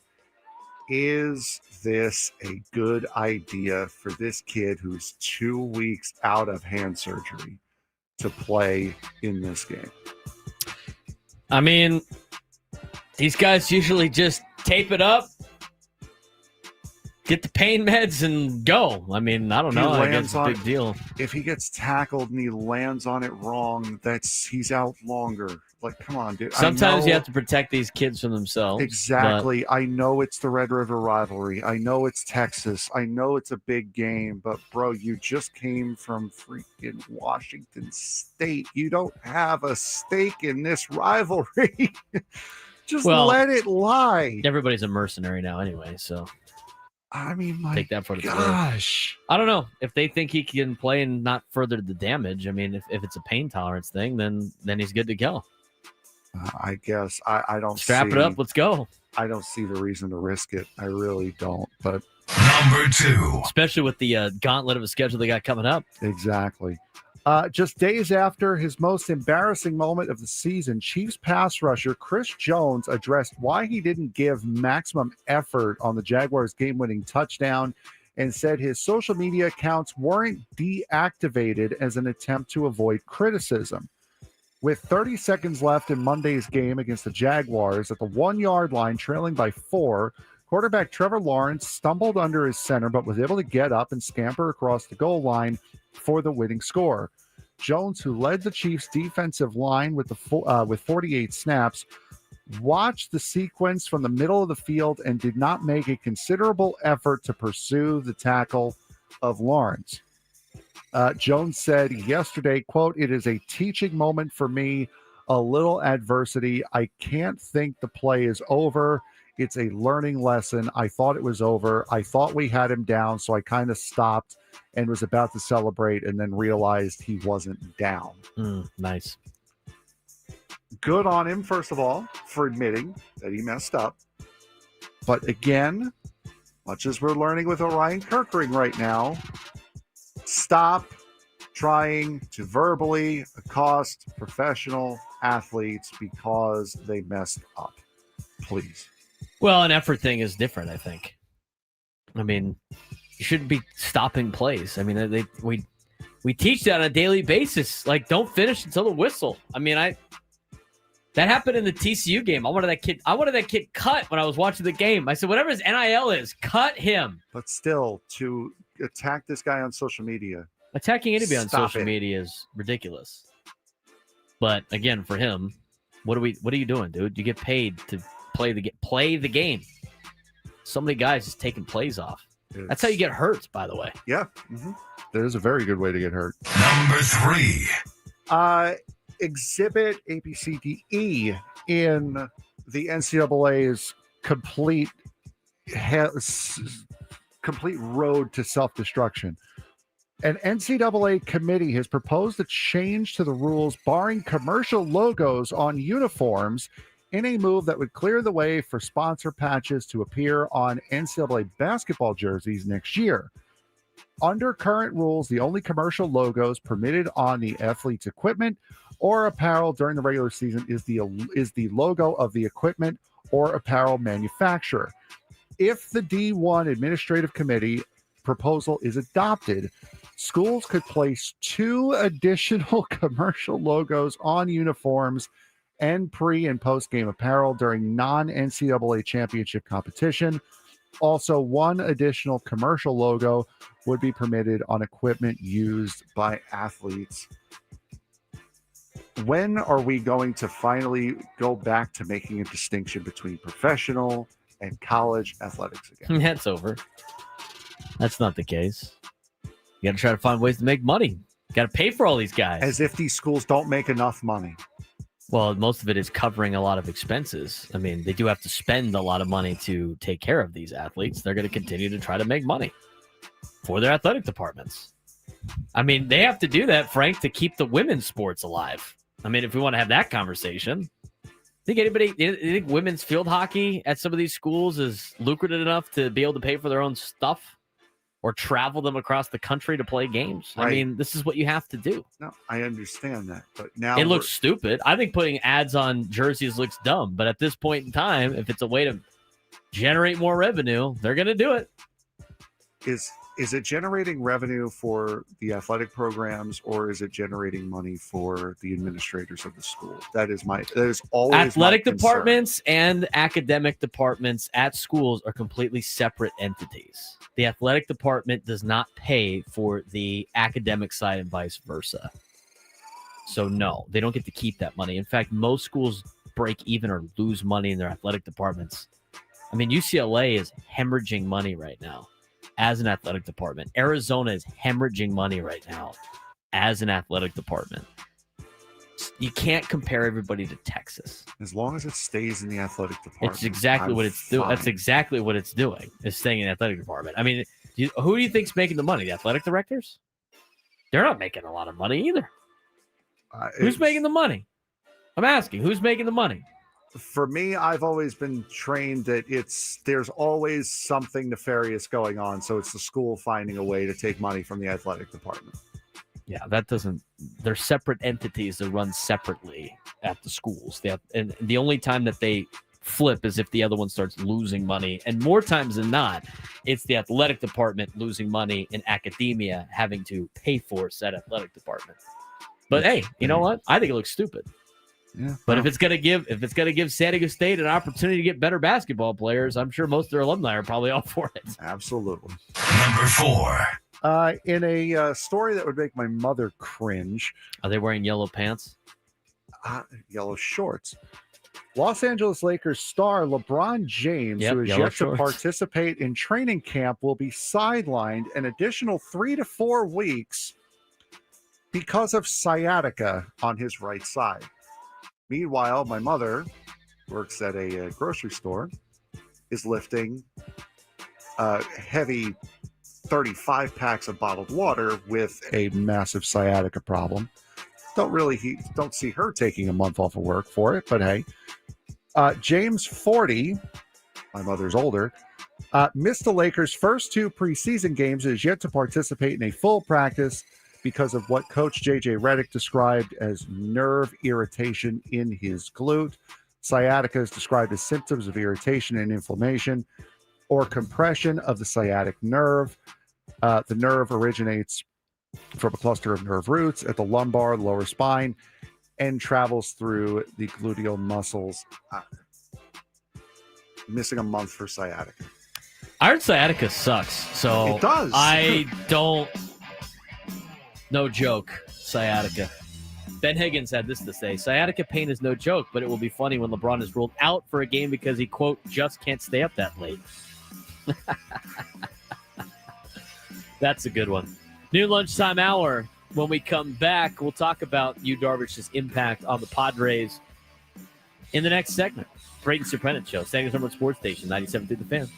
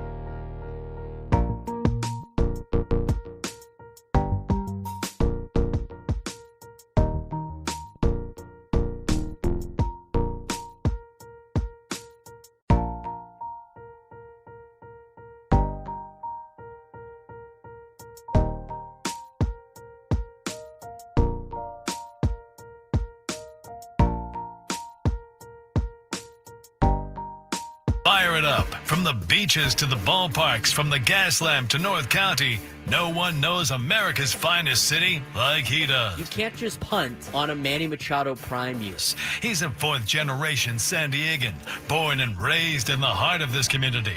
Passionate, opinionated, and always bringing you the real talk on your teams, your city, and everything in between. Braden totally knows his stuff. He's ready for the next step. That guy is good. Live and local, it's the Braden Surprenant Show. But I think Braden's one of the up-and-coming young stars in the media game in San Diego. Now, here's your host, Braden Surprenant. New lunchtime hour on 97.3 The Fan here on the Braden Surprenant Show. He's Frank Marchese. I'm Braden Surprenant. Let's talk a little bit more about Padres baseball. We teased it long enough. But the Padres made a signing yesterday. By the way, did you notice that? Did you see that Skip Schumacher is now the manager of the Rangers? I did see that. Congratulations. That didn't take very long. No, it did not. I didn't see any. Did that report break last night? I have no idea. Because it was just like, oh, here's a press conference of Skip Schumacher as the new manager of the Rangers. I saw it on that CBS Sports article from about the manager. That I put on there, but like he was going to be available, right? No, it said he was hired. Oh yeah, when did that happen? I have no idea. I'm going to the Rangers what was website the news right on now. that? Was it announced at the same time as their press conference? No, was it announced at the same time as Bruce Bochy announcing he would step aside? Maybe and he did. Just kind of we missed it. It just kind of flew under the radar. Yeah, maybe. I mean, I'm trying to find like when the news broke. It must have happened a couple of days ago because Jeff Kolb for Fox 4 in Texas said, "Here's what we know about Rangers' new manager Skip Schumacher." That was on October 4th. I was so preoccupied all these other things, not paying attention to the Texas Rangers. October 3rd. He was named the manager on October 3rd. What else was happening on October 3rd? Let me check my calendar. On October 3rd, that was it was Padres baseball. That was the day after the Padres got eliminated from the playoffs. Yeah. So that's why we missed it. Forgive us if we were a little preoccupied with something else. Yeah. Apparently Bennett Woods talked about it all week. Oh, well, must have missed it. Well, we know how tight Woodsy and Skip Schumacher are. That's true. Yeah, well. But he's the new manager of the Rangers. New to us. We also had another update, too. What is the... I got another text. What's but happening? Another news we got. Hang on. National media is finally realizing that Julian Sand is the clear frontrunner to win the Heisman Trophy. Hey, there you go. How about that? It only took 7 weeks. That's great. The Carlsbad kid. Love it. I could, you know, I'm going to refrain, but I like throwing in some high school smack talk too, but you know, Heisman Trophy winner, potentially, which would be great for him. No championships for Carlsbad during that time. So there's that. We'll talk more high school football later on in the show. Look forward to doing that. There he is. I knew that was going to come. I need money in the chat. Carlsbad, a real North County city, unlike Poway. I got people we got big game tonight against Point Loma, Frank. Mm-hmm.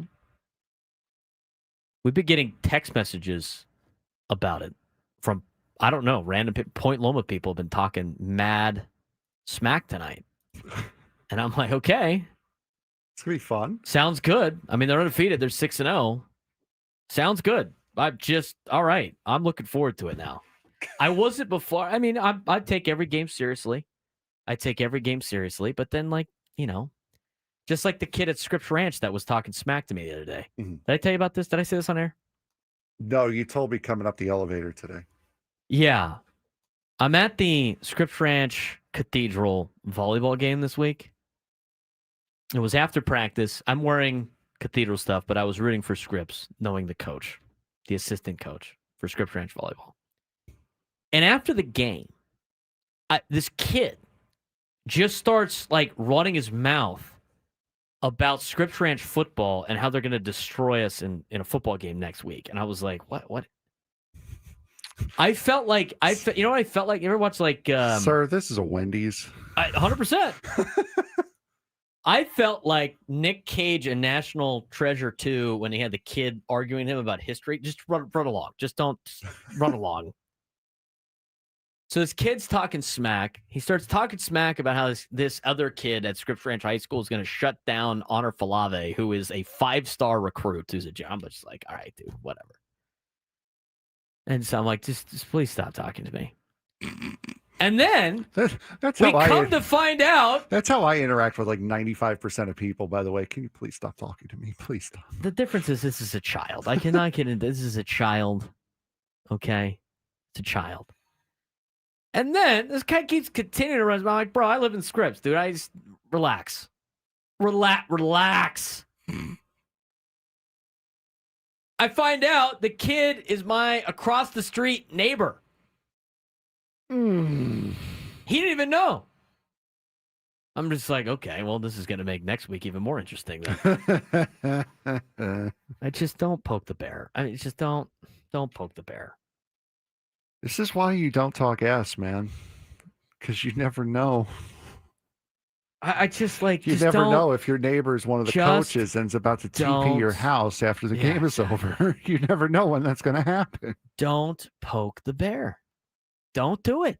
I mean, I don't... I'm already excited to... I mean, every game, we're excited to go out there and play. Don't give me any more motivation than I already need. And so I guess Point Loma has been running their mouth. And now Scripps Ranch is running their mouth. All right, sounds good. We're locked in. I'm locked in. I'm ready to go. Don't poke the bear. Just don't. We made that mistake last week against De La Salle. And I was like sitting there watching us poke the bear. And I'm like, why are we doing? Don't do this. Stop it. Stop it. Because in this day and age, like high school kids like to just get super excited. And it's kind of a weird thing of like, let the kids be kids. But at the same time, you're like, this is not going to end well for us. I just thought of a perfect drop that I'm going to need to have for Monday. Congrats to RB. Nate Taylor smoked DC last night, 30-0. Love it. But the thing is, like last weekend's De La Salle is one of the best programs in the country. And I'm sitting there like respecting everything about it. And we have kids that like get super excited, like kids do. I mean, they're teenagers. They don't know they're better. I'm sitting there and some of our guys trying to do the intimidation thing. And I'm just like, bro, it's not going to work on these guys. It's not going to work on them. They don't care. They don't care. Sometimes everybody else does it to them too. And you know what they do? They just beat their ass. That's literally what's going to happen. And sure enough, that kind of happened. Sometimes you need to learn the hard way. True. And by the way, but we'll find out tonight. I want to get this out of the way because we're going to do our high school football report at the end of the year. What do we got here? I want to apologize. Okay. Every single Friday of the high school football season, I have worn my Olympian class ring. Did you not wear it when they played Otay? No, I wore it. I didn't wear it last week because they were on bye. Okay. They're playing Castle Park tonight. I am sans ring. I forgot, and I just remembered now, and I feel like a dope. So you're gonna lose to the Fighting John Foxes. I'm gonna apologize right now to Olympian football that Frank Marchese, the alumni, has let you down. I did not. You have the built-in excuse. I do. Yes. My built-in excuse is I'm an idiot who doesn't think things through all the way. And I thought to myself yesterday, because I put it in a drawer, said, let me because I only wear it once a week. I don't need it to be out all the time. I thought to myself last night before I went to bed, I'm like, let me take this out so I remember to wear it tomorrow. And I forgot. I didn't take it out of the drawer. Poor guys. Olympian, if you lose tonight, I don't think they're losing to Castle Park. If you go 5-2, I'll take the full blame for not wearing it. That's a technical foul on Frank. If Olympian loses tonight, I will eat that. Have to. I will eat that foul. I'm extra fired up for this game now. I'm extra fired up. That's all I needed. Just a text message. I'm ready to go. I mean, I already get it comes with the territory. Coaching at my high school because everybody here in town hates us, which is fine. It comes with the territory. I get it. Don't give me any more incentive to go win. I'm ready to go. 2011, Rod. Olympian wasn't a school in 2006. 2006. Rod just called you old. My apologies to anybody that was class of 06 anywhere in high school. That's more of a joke to Frank than anything else. Juan is mad because Cathedral stole all his Pop Warner friends from him, and he's still salty. You should have joined the evil empire, dude. Just join us. It's better that way. It's better that way. No, don't start with the uncle stuff with me. Don't start with that. Unc Marchese. And now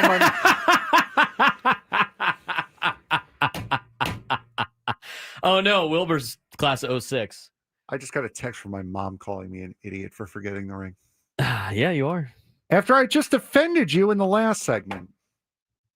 Yep. Saying that you're more mentally stronger-willed than LeBron James. You come in calling me an idiot for forgetting the ring. God. Did you wear yellow shorts today? I did not wear yellow shorts today, and I'm not falling into that trap. I have upset a lot of class of 06.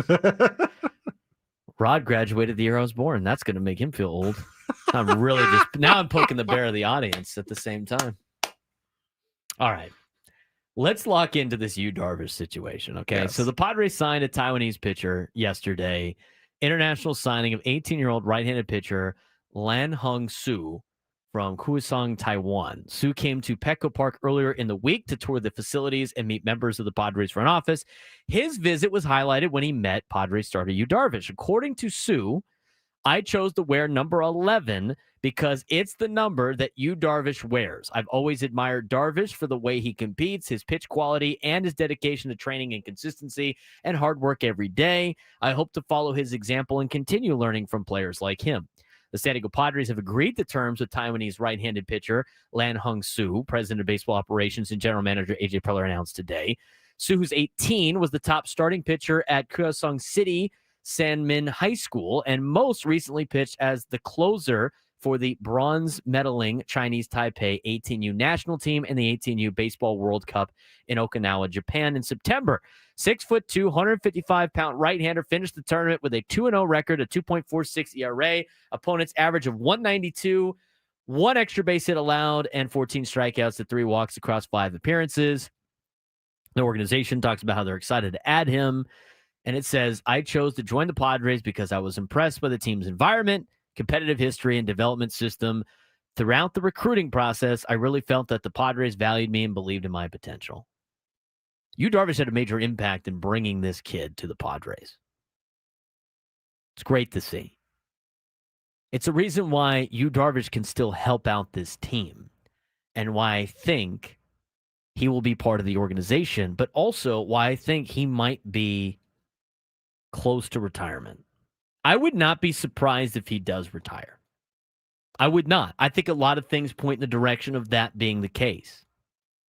Yu Darvish in this last year has been a battle in terms of just being healthy enough to pitch. He had a rough outing against the Cubs. And even though a lot of people think, well, how is he going to leave the money on the table? The reality of the situation is he's already done it. He asked to be put on the restricted list last season when he was missing time for a personal matter that we don't know about, nor do I need to. He did not collect the money. He didn't need it. He's not going, he is probably going to let it sit there. So I think he could potentially work out I think this is not me talking to anybody in the organization. This is me poking around. I think a lot of people and outlets have mentioned the potential retirement of Yu Darvish. This is just kind of my guess of what I think could potentially happen. If I had to make a guess. Not really in the guessing business. If I was, you wouldn't know who I was because I would be making a lot of money on my guesses. But for me, I can see a situation in which Yu Darvish and the Padres come to some sort of agreement where he gets some of the money that he's going to give up in retirement as to be a member of the front office to help Hideo Nomo out in the front office and help his recruiting, because a lot of young pitchers from Asia value Yu Darvish and love what Yu Darvish has done. They grew up idolizing him and watching him pitch. I think some of that probably be said with some of the other great Japanese players that we've seen come over to the United States in recent years. And I think there's a value for him to be part of this organization. It doesn't sound like he's going anywhere. If, in fact, he retires, it sounds like him and his family like it here. He's got young kids. He's got a kid that's a senior locally in town. I think it's setting up perfectly for him to potentially transition in the front office. I think he obviously has to make a major decision here, and I'm sure the Padres will respect whatever decision he decides to make. It's his right. They have him under contract for the next 3 seasons. If he wants to pitch, he has the right to pitch. I don't think they're going to DFA him and then guarantee you have to pay him. But it's an interesting deal. I could see them doing something like that, Frank. Absolutely. And Darvish is already been very, very good for this organization as far as recruiting Japanese players. And you also have Hideo Nomo, who I believe is still in the front office for the Padres. So it's not unheard of. And I think there comes a point where he's kind of hit a crossroads these last couple of years. He's had shortened seasons because of whether it be injury or whether it be what's his personal the personal time he took last year. You can't play forever, and you got to find somewhere to go afterwards, something to do afterwards. And if you want to stay in the game, great. I think this is the perfect avenue because he's not even gone to that ambassador role yet, and he's already bringing guys in. So I think it 100% would make it's a good fit for him. It would make 100% sense for him and the organization if he wants to do it. That's the key. If he wants to do it, I would say if I were the Padres, I'd tell him the door's open. You have a job here for as long as you want. I'd agree with that. I mean, he was part of the recruiting pitch for Sasaki and for Shohei Ohtani, and just because the Padres didn't get them doesn't mean that he's worthless, as a lot of people like to emotionally react to. I think he has definitely he's a major asset to the Padres. I mean, even like just being at spring training like Trevor Hoffman does and working with the young pitchers every once in a while is a major asset, in my opinion. I mean, think about what all the players and all the pitchers that have said working with you. What do they always say about the staff? They always compliment Yu Darvish. Yep. And what he brings to them from a scouting standpoint, changing pitches, pitch grips, all that stuff. They all learn a ton from Yu Darvish. I mean, he can work with a lot of players. And it's cool. I think he's got a spot here. And in a place that he has played the same amount of years as he did in Texas. 833-288-0973, 833-288-0973. When we come back, we will talk about the Aztecs and Nevada. We'll take a look at the games that impact the college football playoff race as we continue here in the noon hour on San Diego's #1 sports station, 97 through the Fan.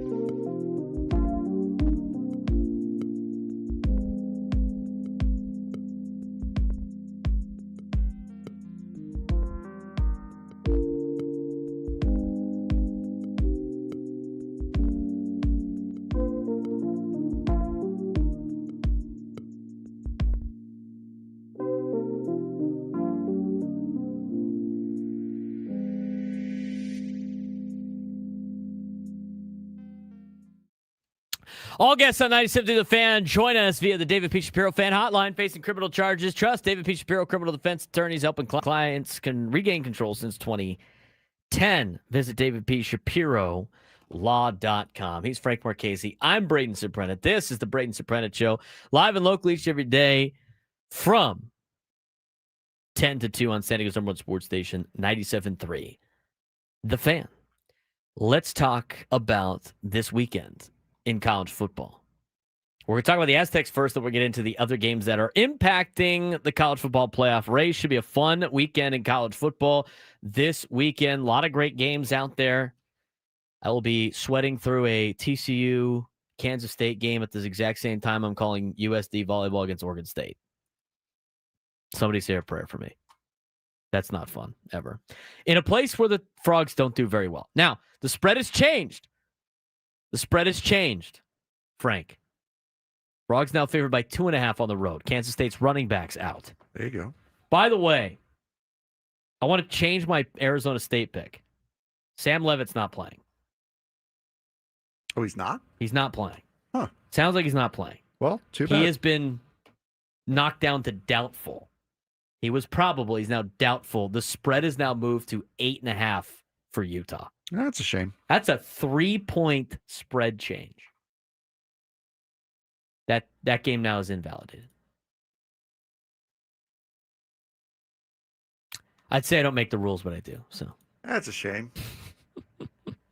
Why? Because you took Utah? No, we all took Arizona State. We did. We're all, if we're hanging an L, we're all hanging that L. That's perfect. Sounds good. Or we can all hang a win. 8.5 is now the spread in that game. All right, let's talk about the Aztecs. Aztecs got Nevada. This will be the 16th time. This will be the 17th time that these two teams have met. No really guarantee that they're going to meet again after this potential year. San Diego State still favored by 7.5. It's a 7:30 kick on CBS Sports Network. 10 meetings since 2014. They're perfect. They're split evenly 5-5. 5 of the last 6 games have been decided by fewer than 7 points. Maybe we should have taken Nevada plus 7.5.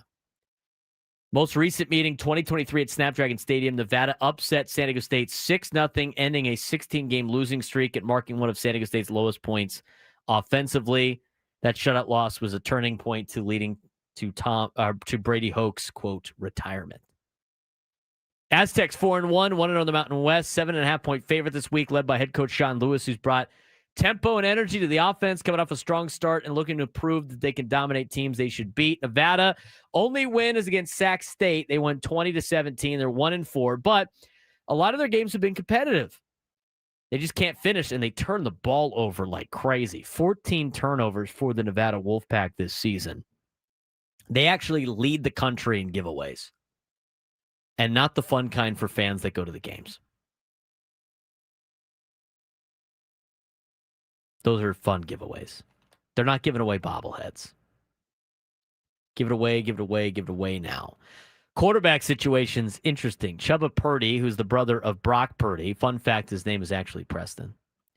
He was nicknamed Chubba because he weighed 38 pounds at 1 year old. He went on to say, thank the Lord I trimmed out to get the nickname Chubba. I called him Chuba yesterday because I think of Chuba Hubbard, but his name's Chubba. He started the season at quarterback, 40 for 77, 494, 1 touchdown, 8 picks. 1 touchdown on the year to 8 interceptions is crazy.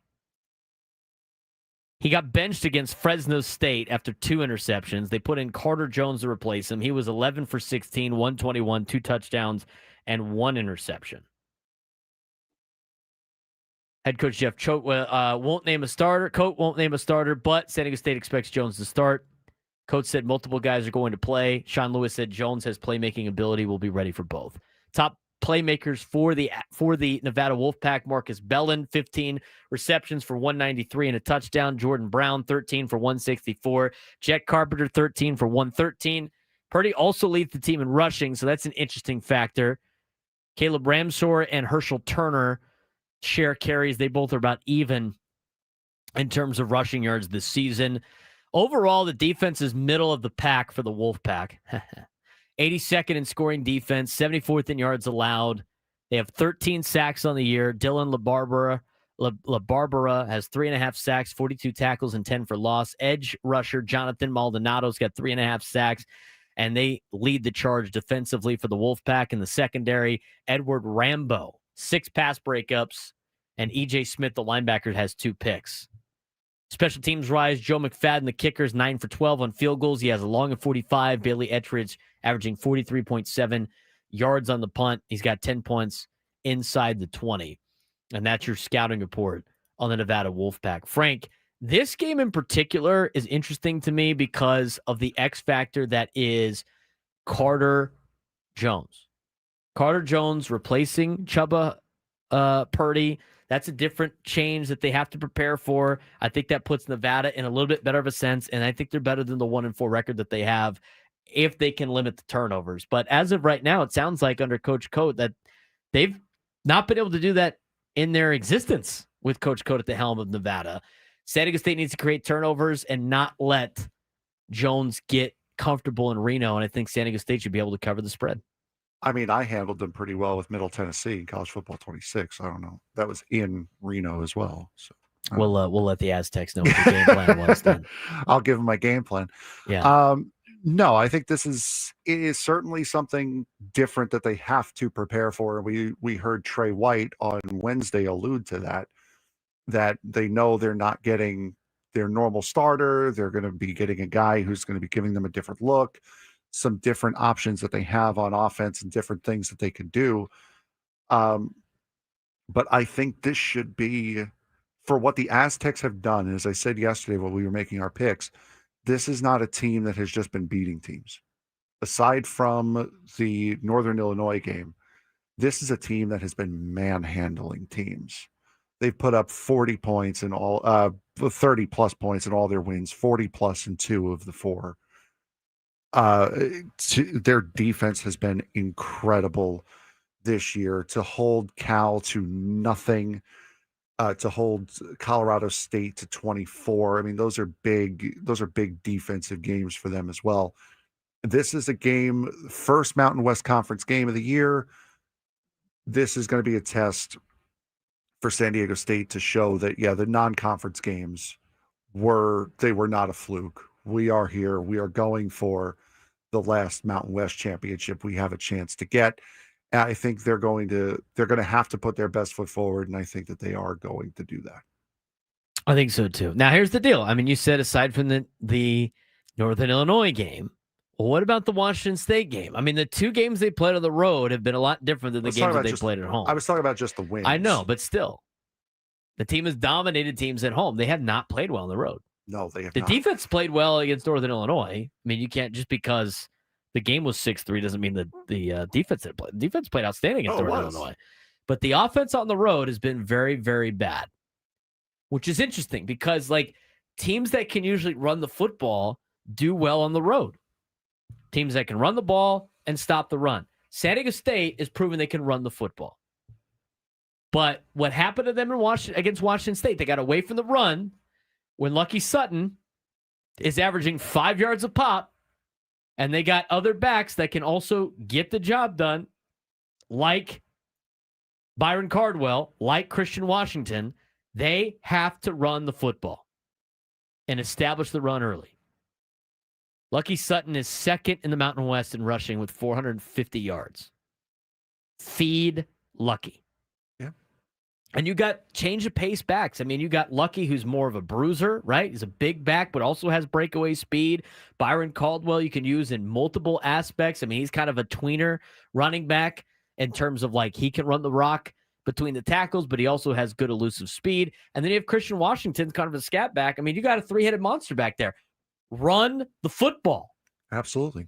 100%. And for that Washington State game, if they go on and if they exceed expectations, if they win the Mountain West this year, they are going to look back on that Washington State game as the punch in the mouth that they absolutely needed to get this season going, because they have looked like a completely different team ever since that Washington State game.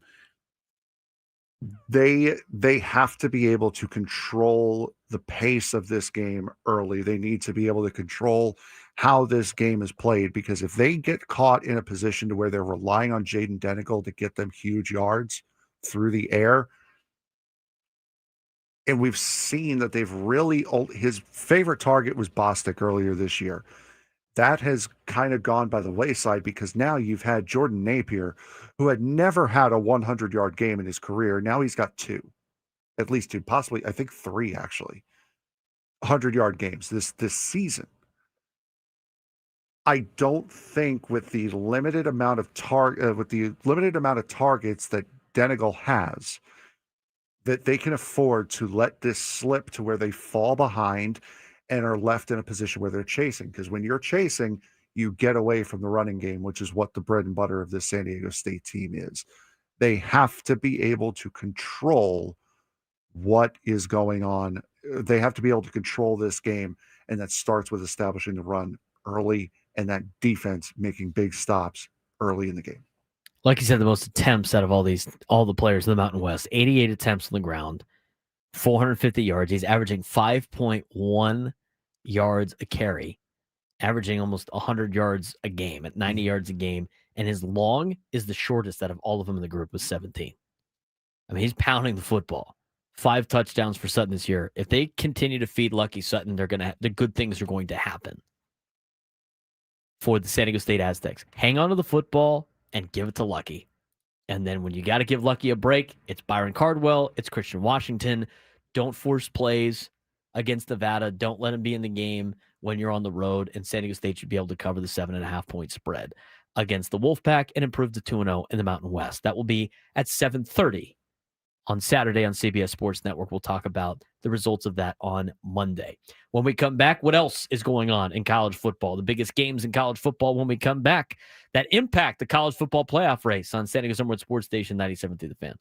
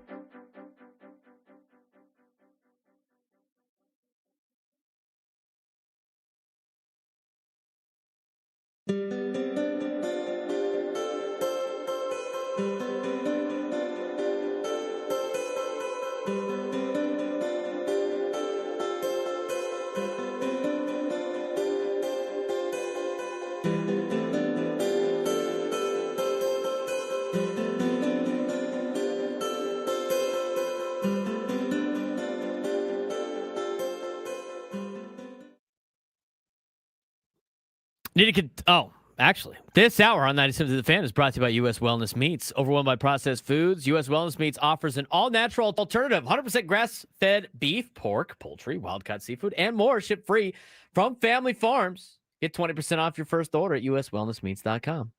We have some news that is Padres related, Frank. Yeah, not great news.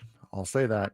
Well, not for somebody's bank account. From Major League Baseball, San Diego Padres infielder Jose Iglesias has received a 1-game suspension and an undisclosed fine for his unprofessional conduct towards Major League umpires as they exited the playing field following Game 3 of the National League's wildcard series at Wrigley Field on October 2nd. Pending an appeal, the suspension of Iglesias will be scheduled to begin on his first day as an active player on a Major League roster during the 2026 regular season.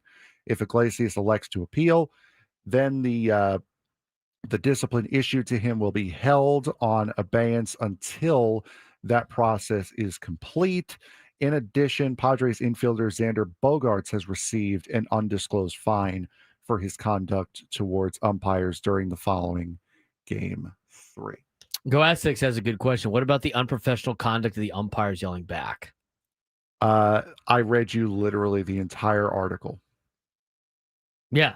What about the umpires? No. They didn't mention the umpires. Oh, because they're protected all the time. Yeah. And they can do whatever they want. Yeah.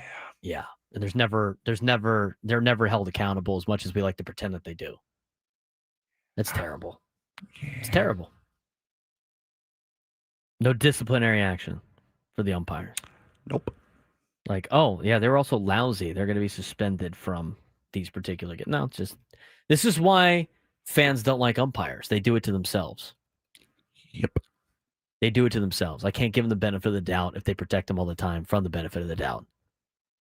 Remember when baseball got super upset when they didn't have Terry. Remember that whole deal? Mm-hmm.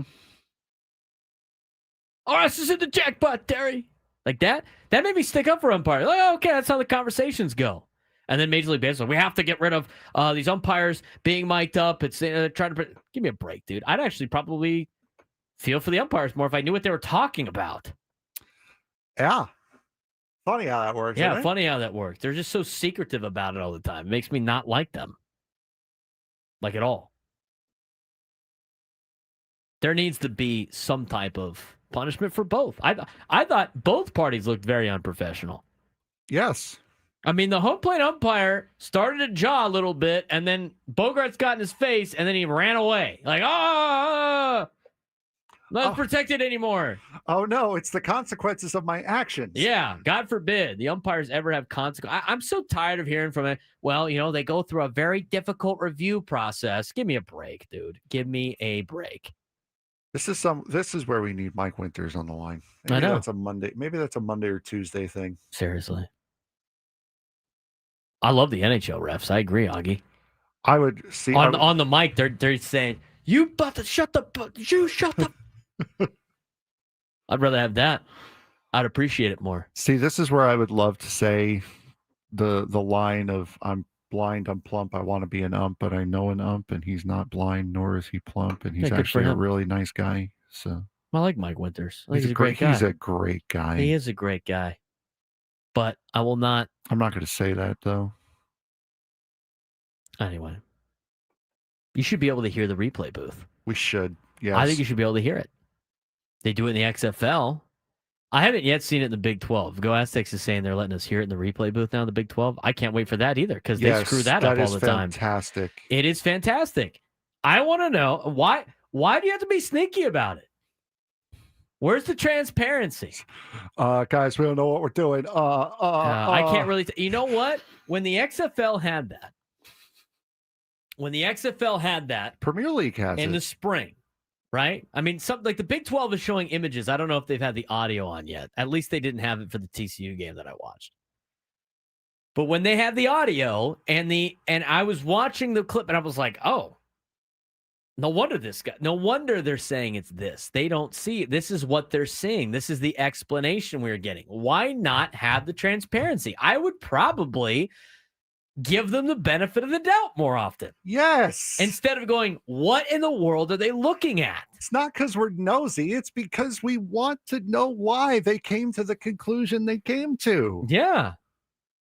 Don't be sneaky Funny about how that works. Don't be sneaky about it. And then in baseball, too, they finally started getting them to say like something instead of just like do a hand signal. That doesn't tell me anything. In basketball, now they have to go to a little microphone and explain it to everybody in the arena and explain it to people on television. As should be standard. That should be industry standard. 100%. 100%. That's what needs to be the case. I'm glad that some college, and notice it's the ACC and the Big 12 that are doing, not the big conferences. Yeah, the ones that want to be like relevant. All the sports that want to like get a little bit more of relevancy because they're not the big dog, like spring football, Big 12, ACC, some of these other sports like rugby and stuff like that. They're doing it to try to get some relevancy. Now, the big organizations and leagues that don't have to do it aren't going to do it. Speaking of being transparent and relevant, are we getting surprised by a midday sports standoff today? Or are we going to actually legitimately? We got high school football to talk about. We got the NFL whip around to talk about. We got college football to talk about. We got Drake Hills coming on the show. We got a lot of stuff we got to get to still. Are we getting surprised, or are we punting on the midday sports standoff? I would punt on it the way we're punting on a Manny Machado prime year. Yes. Okay, so we are punting. Please do not surprise us today with the midday sports standoff. But next week, if you take me down to sports trivia, you would be qualified for a chance to win our grand prize, a trip for two to see Jerry Seinfeld in Las Vegas, including 2 tickets to the show on April 17th at the Coliseum at Caesars Palace, a 2-night stay at the Flamingo Hotel and Casino, and a $100 gas card. Jerry Seinfeld returns to the Coliseum at Caesars Palace on April 17th and 18th. See Ticketmaster.com for tickets. Danny in Encinitas? Where's Danny calling from earlier today? Tell you he knows the Ass Man or something? Oh. He's related to the Ass Man? What was that about? So since we're talking about Jerry Seinfeld, we were talking about Ass Man. Yeah, we were talking about Seinfeld, and of course the Ass Man license plate came up, and he called in. I forget. Oh, what was his name? Yeah, there was a guy who has already claimed the Ass Man name, and he has done it in the best way possible. Danny was related to this gentleman, and somehow the phone was breaking up, so we didn't quite hear it. He's a former Toronto Maple Leaf. Mm-hmm. Name is F.J. Selke. And I'm looking at a picture right now. Etched forever in the Stanley Cup trophy as a member of the 1944-1945 Toronto Maple Leafs. F.J. Selke, parentheses, Ass Man. It's true.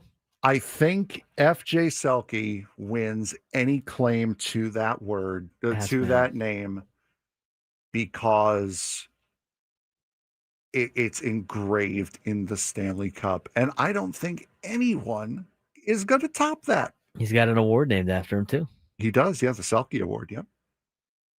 Sometimes the road less traveled is less traveled for a reason. You double dipped the chip.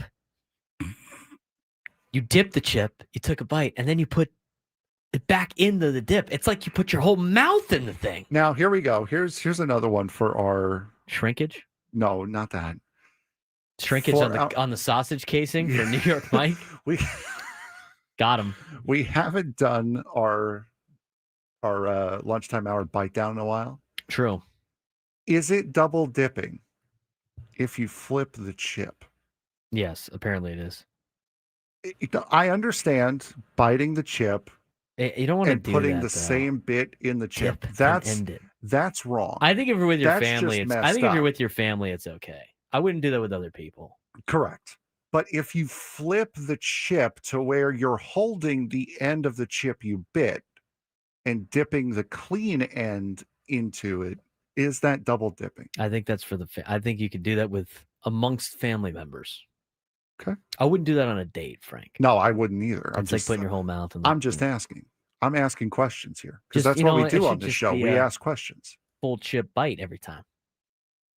I mean, I'm a recovering fat guy. I don't know any other way to eat a chip other than a There full you go. bite. But Now here's one that a Seinfeld thing popped up in my head when I was driving back, when I was taking the rental car shuttle back to the airport in Oakland.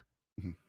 There was a family from San Diego who actually lives in Point Loma. The kid was wearing a little Point Loma Nazarene shirt. And they're like, "Are you going back to San Diego?" "No, we just got here to San Francisco." "Well, then why are you going back to the airport?" She was like, "They're out of rental cars. They didn't have they didn't have any rental cars for a reservation." I immediately thought about the Seinfeld thing of no, the taking of the reservation Yes. is not the problem. It's the holding the holding of the reservation. I made the reservation. What's the point of making the The reservation reservation. if you can't hold it? Hold the reservation. They love to do that at rental car companies, don't they? Yes, they do. Or you're like, I reserved this type of car. When have you ever reserved the car at a rental car company and actually got said car that you reserved? What's the point of the reservation? I love that bit by That's Jerry why. Seinfeld. I That's love why that if bit. you're going to visit somewhere, you visit somewhere where you have family that can pick you up or can lend you a car. Because there's not a lot of people that show up to rental cars like, I just need a rental car. Most people that need a rental car when they fly to a place make a reservation for the rental car. What is Jake Waters in the chat? I was in Houston and they were out of rental cars and I had to drive to Austin. That is not close. What a nightmare. It was 2 weeks ago. Oh, God. What's the point of the reservation? What's the point of the reservation? I don't know. What's the point of having lights if they're just going to shut off because of no motion sense? I like that. I know what a reservation is, sir. I don't think you do. That bit is so funny on Seinfeld. So funny. How did you drive to Austin? Yeah, how did you get to Austin? I hope he took a Greyhound. That makes that story more miserable, Jake. You Uber to Austin? That's an expensive car. Hopefully the rental car company paid for it. Clay asking the real questions. Request from State Farm, Jake. Dexter in Spring Valley when we come back. College football as well.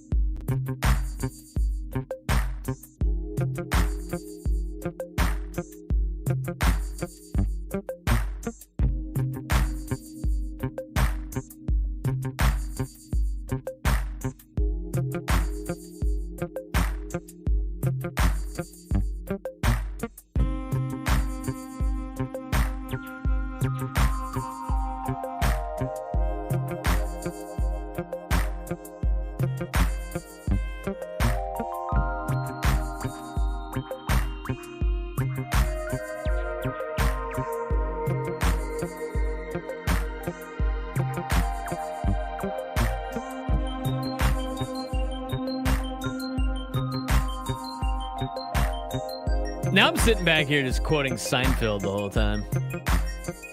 The other one that we talked about off air that Frank and I talked about is the Braden Surprenant Show, live and local each every day from 10 to 2 on San Diego Sports Station 97 through the Fan. And this hour on 97 through the Fan is brought to you by IHOP, introducing the IHOP value menu, where all your breakfast faves are just $6 each every day. Where else can you get a big, filling, sit-down breakfast for only $6? Go to your Happy Plates with the $6 IHOP value menu. Available every day at IHOP, $7 in some locations. We were talking about some of the other great Seinfeld episodes.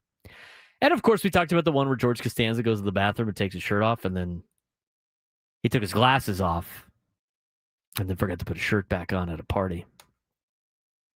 I mean, just some crazy stuff on that show. It's fun stuff, though.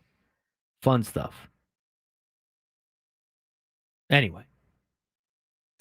833-288-0973. 833-288-0973. We got to get to the NFL whip around. We got to talk college football, and we got to get to high school football, all before Drake Hill's at 135. What, do the whip around now since it takes the most time? We're going to do that after we talk to Dexter from Spring Valley. Dexter, what's going on, man? Hey, well, what's the deal with pre-foam soap? I mean, have we lost our ability to just take soap, rub our hands together and make our own foam? I mean, my God, people, what's the deal? Dexter with his own Jerry Seinfeld impersonation. I love it. That was perfect. Let's get to the NFL whip around, Frank. I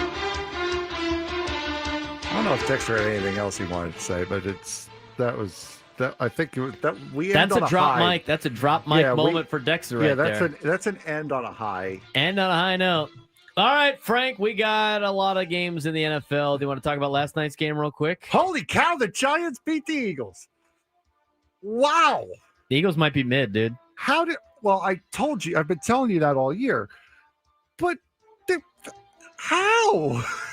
Cam Scottaboo is a menace. So when you score a touchdown, yeah, there it is. Yeah. You get 7 points, and then we had more of those than the other team. That's how the Giants won. Cam Scottaboo is a menace. He's a menace right now. He is an unbridled menace. There was like 2.5 minutes left in the game. Jackson Dart's pretty good too. And you wanted Archer. I want it to be clear that everybody here that Frank was pissed off I was. that the Giants drafted Jackson Dart because Arch Manning was next year. How's that looking for you? I reposted. And that is why you are not a general manager. I reposted my tweet from draft night saying how stupid it was to draft Jackson Dart and that they should have thrown in the towel. I retweeted it last night as a formal apology to Jackson Dart. I was unfamiliar with your game, sir. Yeah, Nate Taylor, by the way, congratulated you on the win for the Giants, and you didn't even acknowledge it. Who else was in that text? Who else was in that message chain, bud? Yeah. That was you. He was congratulating you, not You were me. I'm too. not a Giants fan. But how you do were I? there too. How am I supposed to acknowledge it? You didn't He was acknowledge it either. talking to you. You He did not wasn't acknowledge it talking either. to me. You did not. He was not. No. No. Don't try to spin this on me. I'll even pull it up. No, he did not. I'll pull it up. Braden responded. My rear end, he responded. No, I'll pull it up. Congrats, Frank, on your Giants. No, I know. Dart had a great game. Liked by the Braden Surprenant show. That's me. So I did technically respond to it. You didn't do anything. He was talking to you. He was not talking to me. He did not say congrats, Braden, because I'm not a Giants fan. He says congrats, Frank. I responded with a little heart, little like, because Nate's my boy. And Frank said, no, I'm not going to respond. My Giants are 2-4 now. We're the big deal. No time to acknowledge Nate Taylor in the chat, who took time out of his evening to congratulate the Giants on a big win over the Eagles. That is a foul. That is a foul. He draws the foul. Did you go look it up? Did you notice that I liked the thing? And it wasn't just like right now. I did it back like last night. Yeah, I'll eat that. I'll eat that. Yeah, you're going to have to wear it. Let's move on to the future games before you get yelled at again. I will 100% eat that. Okay. The 3-2 Denver Broncos taking on the 0-5 New York Metropolitans. Oh, the Jets. Broncos favored by 6.5 in this game. In London, by the way.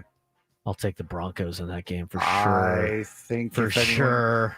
Anyone who has half a brainstem would be taking the Broncos. Jets. It's the Jets. Jets running back Breece Hall will be held to one or fewer receptions.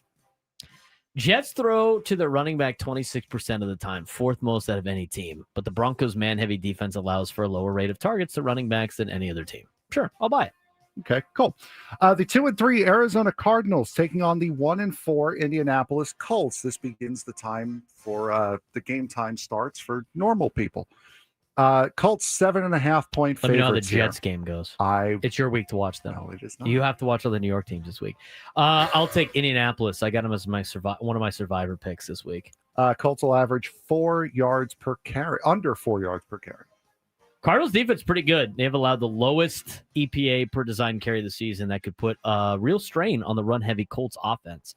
They're still not stopping Jonathan Taylor. I will sell that. Colts will dismantle the Cardinals to continue their fake goodness with Indiana Jones. Over under half a Cardinal player dropping the ball before the end zone. I'll take the under. Maybe they learned their lesson. If it's the over, just end the season. They should just all pack it up and get ready for next year. 3-2 LA Chargers taking on the 1-4 Miami Dolphins. 3.5 point favorites are the Chargers down in Miami. I'll take the Dolphins plus 3.5 because the Chargers struggle there. That's the only reason. The Chargers are flat out just way better than the Dolphins. They might edge one out against Miami, but they suck in Miami. This is also a how much do you like Mike McDaniel's kind of game for the Miami Dolphins? Chargers running backs Hassan Hankins and Kamani. Sorry, that's just me misreading it. And Kamani Vidal will combine for 150 or more yards. I think so, because I think they're going to split carries this week. They were both major pickups in fantasy football this week. So I think they're going to be able to do that. Chargers are generating 3 yards before contact per carry, 5th best in the NFL, while the Dolphins defense is allowing 3.2 yards before contact per carry, and I think they're going to split reps. So I think the Chargers are going to successfully do that. I also think they win. I just think it's close because the game's going to be closer than it needs to be because the Chargers suck in Miami. 3-2 New England Patriots versus the 1-4 New Orleans Saints. Pats favored by 3.5. Sorry, a lot of home dogs this week. I got distracted from Nate Taylor saying "squish the fish." Pats Saints. Who do you got? I got the Patriots. I think Drake May has a big day. I think Stephon Diggs has a big day too. So you'll buy that Diggs will continue his hot streak and record 80+ receiving yards. I think he gets 79. So no. Just kidding. I'll buy it. I'll buy it. Moving on. Cleveland Browns at 1-4, going up to Heinz Field to take on the Pittsburgh Steelers at 3-1. Steelers favored by 5.5 at home. That is a lousy division. Steelers are also fake good, by the way. I want to make that known. They're fake good. I will take the Steelers in this game. Steelers edge rusher Nick Herbig will have multiple sacks. On Dylan Gabriel? Yeah, absolutely. The 2-2-1 Dallas Cowboys taking on the 2-3 Carolina Panthers. Cowboys favored by 3.5 in Charlotte. I am taking the Carolina Panthers. You want to know why I'm taking Carolina Panthers? You want to know why I'm taking the Carolina Panthers?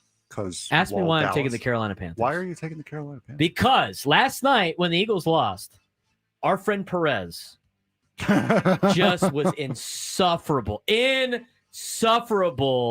to Crumb. Insufferable. He had been waiting for this moment. The Cowboys-Eagles rivalry, it got to such intense levels. Crumb told him to shut up multiple times, and the bit was over. He was tired of listening to it. It was insufferable about how the Eagles have lost 2 games in a row and have lost to teams that have Jackson Dart at quarterback. And who did they lose to the other day? I don't even remember. It was Denver, wasn't it? It was Denver. Yeah, they lost to a team that was quarterbacked by Bo Nix and Jackson Dart, and it just kept continuing and continuing and continuing. And Crumb said, "Get me out of this group text. I'm serious, man. It's ridiculous." He might have to eat crow on Sunday. I think Carolina's going to beat the Cowboys, and if the Cowboys lose, it's Perez's fault. He didn't know when to stop, Frank. He didn't know when to stop. He was going too far. It was getting out of hand. He said multiple times, "Okay, I'm done." And then it just kept going. So that is why the Panthers will beat the Cowboys on Sunday.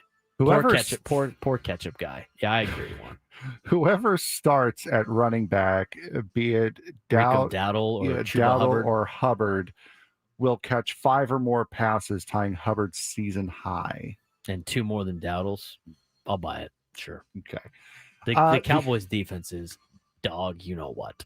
Second best game of the week as far as records are concerned. The 3-2 Seattle Seahawks taking on the Jacksonville Jaguars, who are 1-4. Despite this, and despite beating Kansas City at home on Monday Night Football, Jacksonville is a 1.5-point dog at home. Who's They're playing Seattle? Yeah. I got Jacksonville. I'm taking Jacksonville as well. The Seahawks unleash one quarterback, Jack. Oh, for God's sake. Are you okay? Sam Darnold. Unleash quarterback Sam Darnold and have him throw 40 pass attempts. I think Jacksonville's going to win, so I think Seattle's throwing the ball. Yeah. There you go. 3-2 LA Rams taking on the 1-4 Baltimore Ravens. Ravens 7.5-point dogs at home. That is crazy. I'll take the Ravens to cover. I know the Ravens are in a bad spot right now, and I know the Rams are expected to blow them out. 7.5 is a large number. I mean, yes, God, Baltimore's got to have more pride than that, I would imagine. Their defense isn't very good, though. You know what? I'll take the Rams minus 7.5. The Rams will complete multiple 40-plus yard passes. I buy that. There you go. This is like the must-start week for like all Rams players, according to fantasy football experts. The 1-4 Tennessee Titans taking on the 1-4 Vegas Raiders in Las Vegas. Raiders are favored by 3.5. That's a lousy game. You think? This is why we told everybody, if you needed a Sunday to do a honeydew list or to go hang out with somebody else, this is the Sunday to do it. Oh boy, Titans and Raiders are both bad. I mean, the Titans were gift wrapped a win last week. I'm going to take the Raiders. No Raiders. Crosby will record multiple sacks. Yeah, I'll buy it. The Titans are garbage. 2-3 Cincinnati Bengals taking on the 2-1 Green Bay Packers. Packers by 14.5. That game's not even going to be close. I run away from those spreads. I couldn't. Joe Flacco is playing quarterback for the Bengals this week. He hadn't played. He just got there. They got nothing else. Just Packers. Would you say by 20? Packers by 18. So then you're selling. The 4-1 San Francisco Packers 49ers. win by 20 plus points. Yes. No, I don't think so. San Francisco 49ers taking on the Tampa Bay Buccaneers. Both teams are at 4-1. This is the best game of the weekend. Tampa Bay favored by 3.5 at home. I want to go back to that Packers game for a second. This is what you need to know about Joe Flacco. Joe Flacco currently sporting a 27.6 QBR. That is even worse than Jake Browning's QBR, by the way. Manageable. Joe Flacco is replacing Jake Browning, and he has worse numbers than Jake Browning. And even after Green Bay's recent semi-skid, they were still one of the best teams in the league. Nothing even after all the hype that Clay and South Bay gave him. Poor Clay, dude. Guy fell in love with Joe Flacco. All right. What was the next game? San Francisco and Tampa? San Francisco, Tampa. Tampa favored by 3.5. I'll take Tampa in this game just because they're home. Warner, who's playing that game, Purdy or Mac Jones? I don't believe they've said. If they have, I haven't seen it. Warner will lead the league in Week 6 combined tackles. I'll buy it. Okey-dokey. The final of the Sunday games, it'll be the 4-1 Detroit Lions taking on the Kansas City Chiefs. Chiefs favored by 2.5 at home. Why are they favored? The Chiefs? Yes. Because they're at home? Against the Lions? I mean, how bad the Chiefs have looked this year? That's now dropped down to 1.5, I think. But Kansas City. Here's the thing about the NFL spreads. Being home gives you a 3-point spread automatically. So the fact that it's under that means the Lions are slightly favored in that game. I'll take Detroit plus 2.5. Take a Detroit as well. There will be at least 24 passes. There will be at least a 24 pass attempt disparity between Goff and Mahomes. Yes. Mahomes will be throwing more because they're going to be down, and Detroit's going to be running the rock. Double dip on Monday night. We'll talk about Monday night on Monday. How about that? Okay. We have time to. Okay. We don't have time today to get through the other two things we got to get through. I'll stop reading. College football and high school football when we come back. A lot of big games throughout San Diego County. Plus, these are the important games that impact the college football playoff race. We'll get to it when we come back on the Braden Surprenant Show. San Diego's #1 sports station, 97 through the Fan.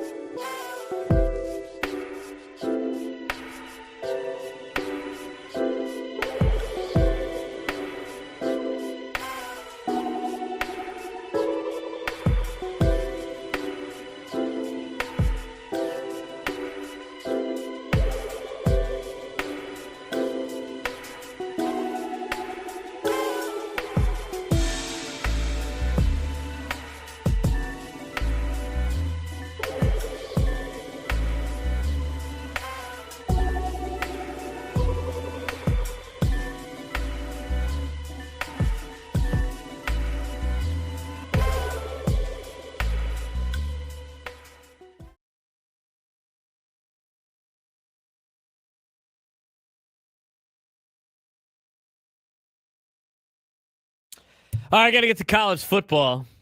Augie's been waiting all day for it. All day. All guests on 97 to the Fan join us via the David P. Shapiro Fan Hotline. Facing criminal charges, trust David P. Shapiro criminal defense attorneys, helping clients regain control. Since 2010, visit davidpshapirolaw.com. We do have some college games this weekend. There are college games this weekend. Big ones, too. A lot of them. Just wanted to tell you that we did have college games this weekend. All right, on to high school football.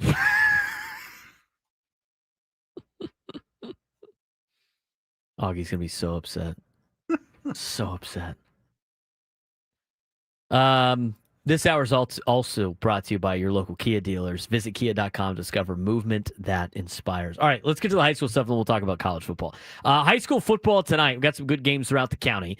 Another massive Friday night across San Diego County. A lot of league races in play and a couple of cross-league games tonight as well. We'll start in the Avocado West League, where it's a heavyweight showdown in North County. Number 5, Carlsbad. Visit number 3, Mission Hills, in a matchup between two of California's top 20 teams.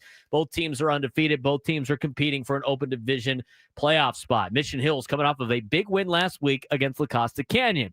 For Carlsbad, quarterback Eli McNeil, who's a Cornell commit, has thrown for 965 yards and 16 touchdowns, with playmakers Travis Jeffrey and Ethan Meyerhoff combining for more than 600 yards through the air. The Lancers have been equally balanced on the ground with Ian Wall and Kai Brown, and their defense has been ferocious. Just 52 points allowed all season, led by linebackers Chase Harris and Dylan Sims. But Mission Hills has their own star power. Quarterback Troy Hune, who's bound for Penn State, is surrounded by big-time weapons. Myziel Quackenbush, Ryan McKenzie, Josh Gonzalez, and the speedy Braden Roberson.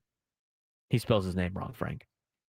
That is our recurring bit. He definitely spells his name correct. But anybody that spells Braden differently than my first name, I say you spell your name wrong. That's the bit on that. Now, who is back from injury?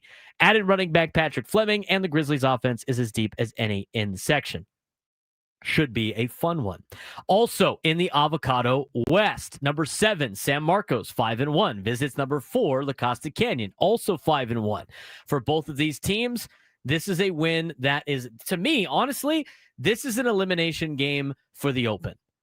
Whoever loses this game is going to be on the outside looking in for sure. If San Marcos wants to fight their way to the Open Division, a win over La Costa Canyon is a good spot to be, especially since they still get to play the Discovery Bowl later in the year against Mission Hills. Another top 10 clash in the county. The Knights have been explosive since a week 1-point loss to Mount Miguel. Running back Samar Reese already has 1,150 total yards and 15 touchdowns, while quarterback Crete McKilly has tossed for 14 touchdowns himself. Zeke McIntyre and Ty Sagasser lead the way on both sides of the ball. La Costa Canyon counters with quarterback Quinn Roth, who's thrown for over 1,100 yards and 15 touchdowns, and dual threat standout Cody Herman, who's nearly matched that production in total offense this season.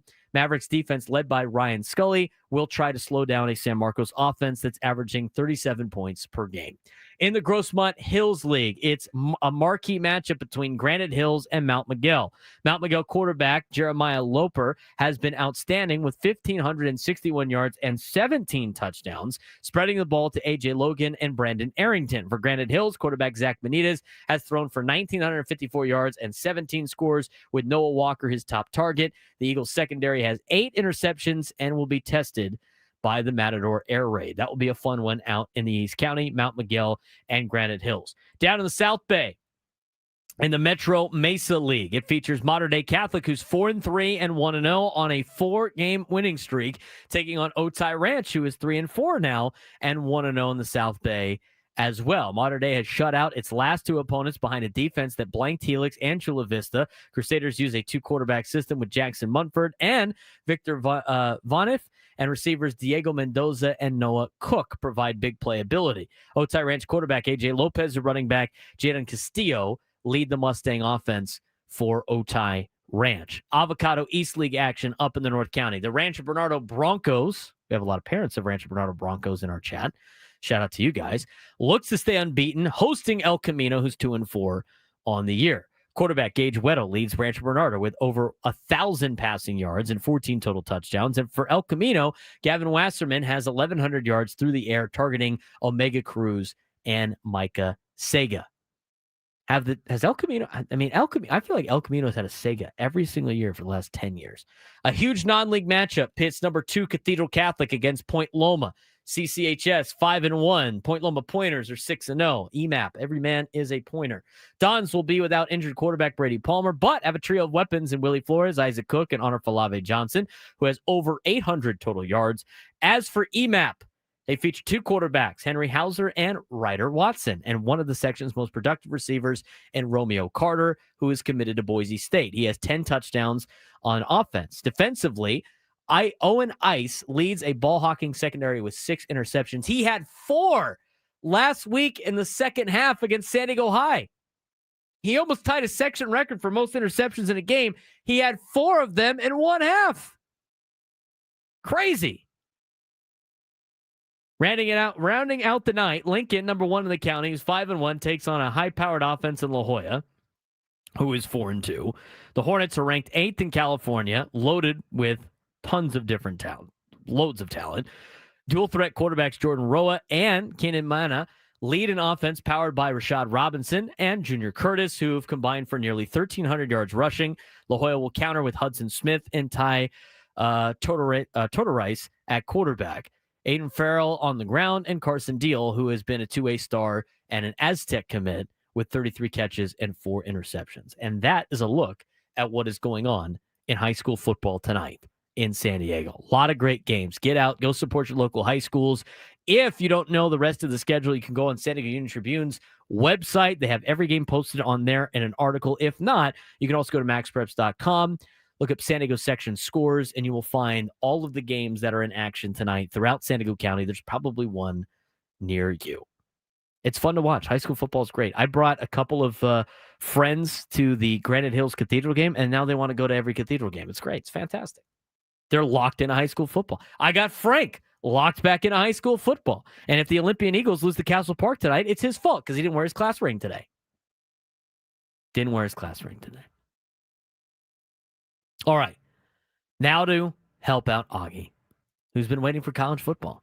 It's time to get to college football. We got a break. We got Drake's coming on. We got till 33. We have a couple of minutes left to knock this out.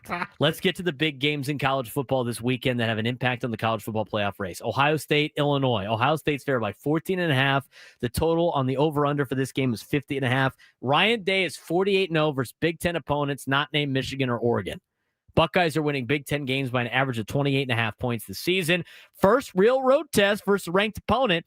Illinois has survived back-to-back close calls, a last-second field goal versus SC, and a narrow win at Purdue. The Illini need a signature win to prove their preseason top 10 ranking was not a mirage. Ohio State needs to stay perfect ahead of Michigan for playoff stakes. Illinois could re-enter the college football playoff conversation with a massive upset. Shout out to Julian Sand, who is starting to get a lot of looks at a Heisman Trophy potential win. He's starting to get a lot of love for that, which is great for him and his family. San Diego natives from Carlsbad. He is the Carlsbad Lancer that is quarterbacking the number 1 team in the country right now at Ohio State. Anything you want to add to this game, Frank? No, you said it. Pretty much said it all. All right, thank you. Alabama at Missouri. Alabama at Missouri. Alabama's early loss to Florida State looks worse every week, but the Tide have rebounded with 2 ranked wins. Kalen DeBoer has the Tide trending back towards a contender form. Missouri averaging 547.6 yards per game, number 4 in the country, and 292 yards rushing per game, second among Power 4 opponents. Missouri defense, no opponent has scored more than 20 points this season against Mizzou. Alabama cannot afford another loss for the playoffs. Missouri can announce itself as a true SEC power with the win. Alabama's favored by 3. I picked Missouri in this game. I think Missouri is going to give Alabama a run for their money. Question for you, Frank. I don't care if you're catching up. You got the Drake Hills interview to do that. Is Missouri the best team no one's talking about? Yes. Missouri has been a very, very good team for the last couple of years. So, yes, Missouri is. Plus, they have, as Go Aztec says, they got Bo at quarterback. Mm-hmm. You know about Bo, right? Mm-hmm. The former Penn State quarterback and future Penn State quarterback, Bo. He loves Penn State so much. He had to leave before the transfer. The transfer portal window changing is going to affect guys like Bo, who never wanted to leave Penn State. He's probably going to Penn State next year. He got a bunch of They got a bunch of freshman quarterbacks. Grunkmeyer is going to be a redshirt freshman. I think the two guys they have after him are freshmen, so they have a very young quarterback room. He is a guy like Bo, as long as his last name's not Callahan. Indiana at Oregon. Oregon by 7.5. Indiana crushed Illinois 63-10. Their most impressive win under Coach Tom Allen. Fernando Mendoza is a Heisman candidate. Oregon survived Penn State in overtime and looks like the Pac-12's college football flag bearer. This is Oregon's last currently ranked opponent on its schedule, meaning this is its final resume builder before the playoff selection. Does Oregon have the easiest path to the playoff after this week? They usually do. They're playing a lot of the bottom feeders of the Big Ten coming up at the end of their schedule. I would say, yeah, they definitely do have one of them, one of the easier ones. Is Indiana for real or just a flash in the pan? I think they're for real. Yeah, they were good last year, and they played a good team and got walked. I know they don't play anybody good, but they win games, and they win games convincingly. Yeah, the game. If you had a question about Indiana, I think for a lot of people, that game against Illinois would have quelled a lot of those questions, quelled a lot of those concerns. I still don't trust Indiana. I think Indiana's pretty good. Indiana-Penn State is going to be a hell of a game in a couple of weeks. Indiana going into Eugene and beating Oregon would be very impressive. I just don't think it's going to happen. No. I just don't think it's going to happen. I don't think so either. Oklahoma, Texas, Red River rivalry. It's a pick'em game. Oklahoma by 1. Over-under's 44.5. John Matier is looking like he might be playing in this particular game. Oklahoma, to me, needs this win a little bit more than Texas does. Yes. But actually, no, it's kind of like, this is kind of a big game for both because Oklahoma's got a brutal schedule to finish. Texas does not, but 3 losses is knocking Texas out of the playoff. Yes, absolutely. Augie's got Oklahoma by 3 scores. I think it's closer than that. The games are usually close. Horns down. Horns down. Georgia at Auburn is a game that we did not pick. Georgia's trying to stay alive as well as Auburn. Auburn's 3-2. Georgia's 4-1. A loss for Georgia might knock them out of a college football playoff spot.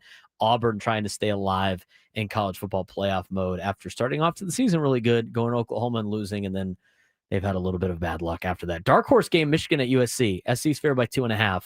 Michigan is yet to beat a ranked opponent, desperately needs a marquee win. USC has fallen out of the top 25, but has a chance to right the ship at home. I said I think USC has that game. I like Michigan in that game. And I'm not really a big fan of Michigan. Something in my gut's telling me that USC's got that game. That's because Michigan can't try. Because you know why? Because they got to travel across the country. No, I don't even think that's the reason. Yeah, I think it doesn't have to worry about travel. Exactly, right? All right, let's take a break. When we come back, Drake Hill's live from Eugene, Oregon. Maybe he'll give us a full report on Oregon and Indiana. And then we'll talk some Soccer 101 as we get to the last weekend of San Diego FC. That will be next weekend. They're off this weekend, but they got one more game left, and then it's playoff time for the MLS. We'll talk about it with Drake Hills to finish up the show. San Diego's Urban Sports Station, 97.3 The Fan.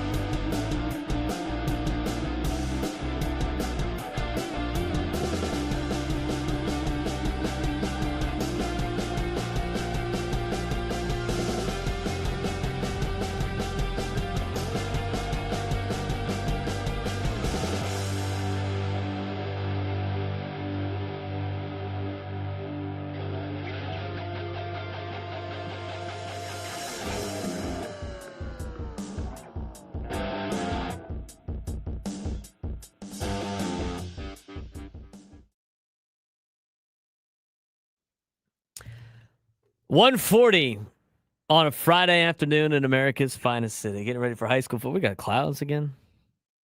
Man. It's starting to act like fall a little bit, too.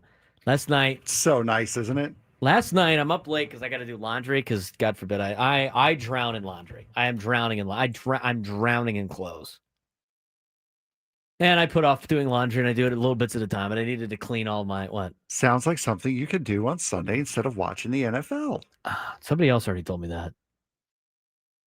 And I was like, no, I'm not doing that. Well, then I'm just going to keep kicking the can down the road. for no I'm just going reason. to keep kicking the can down the road. No, I I don't don't want to feel feel bad bad. for I got to that. get rid of a bunch of clothes and stuff, too. But anyway, I had to get laundry done in order to have my game day attire ready for today.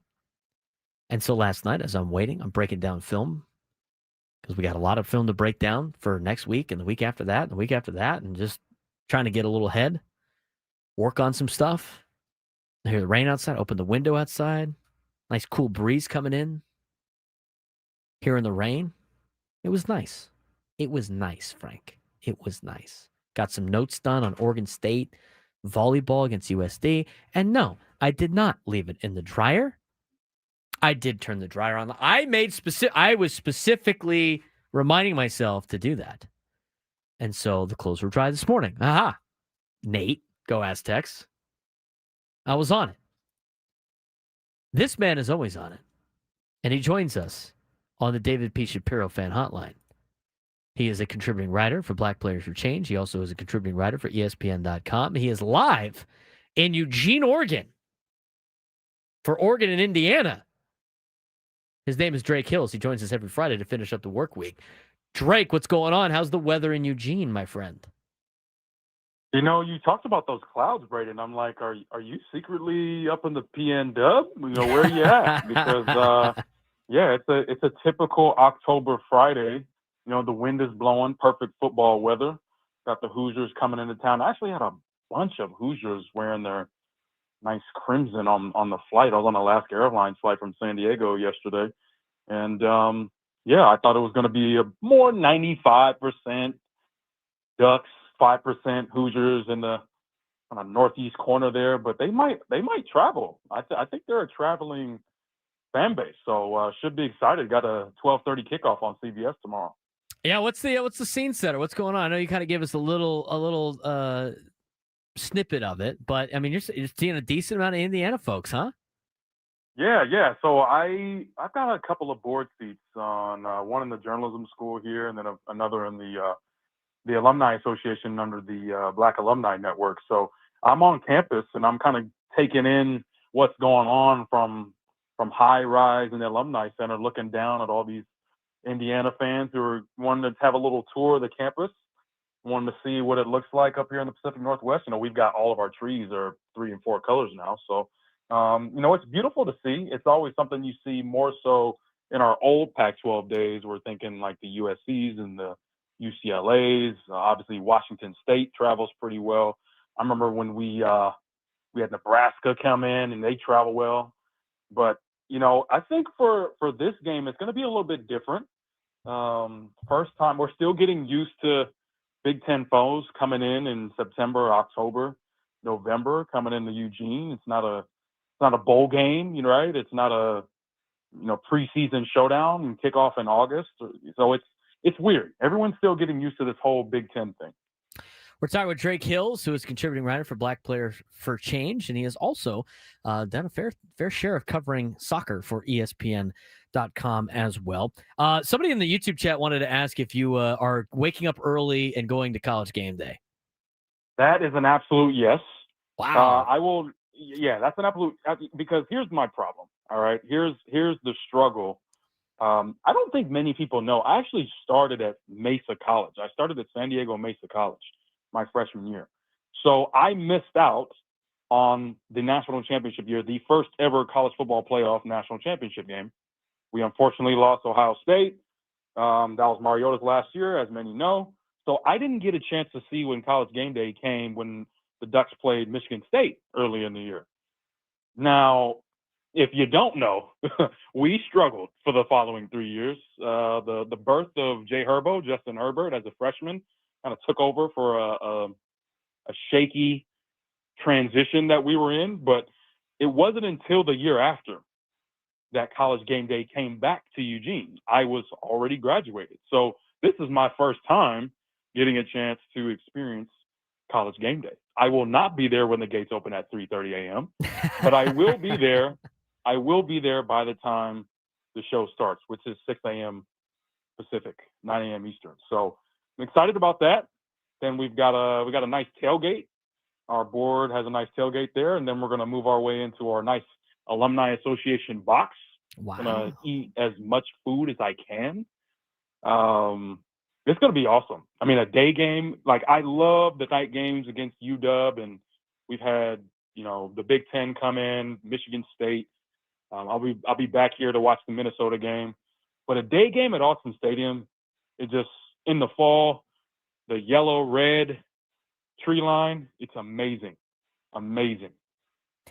Sounds like a great time, and I know you're going to have a great time. Go Ducks. We all think the Ducks are going to handle Indiana. I know Signetti says look him up and he wins, but you know what? It's hard to play in Eugene to take on the Oregon Ducks. So have a good time with that. Let's talk about some MLS soccer while we had the chance. All right. So San Diego FC can be anywhere between the 1 seed and the 4 seed for the playoffs. There's a lot of matches that need to continue here in the regular season of the MLS. This weekend, San Diego FC is off, but there's a lot of other teams right behind them that are still playing. And San Diego FC will finish their season next weekend, which we'll talk about next week on the show. As of right now, San Diego FC and Vancouver are tied atop of the leaderboard in the Western Conference at 60 points each, followed by LAFC at 50 with 59 and Minnesota at 58.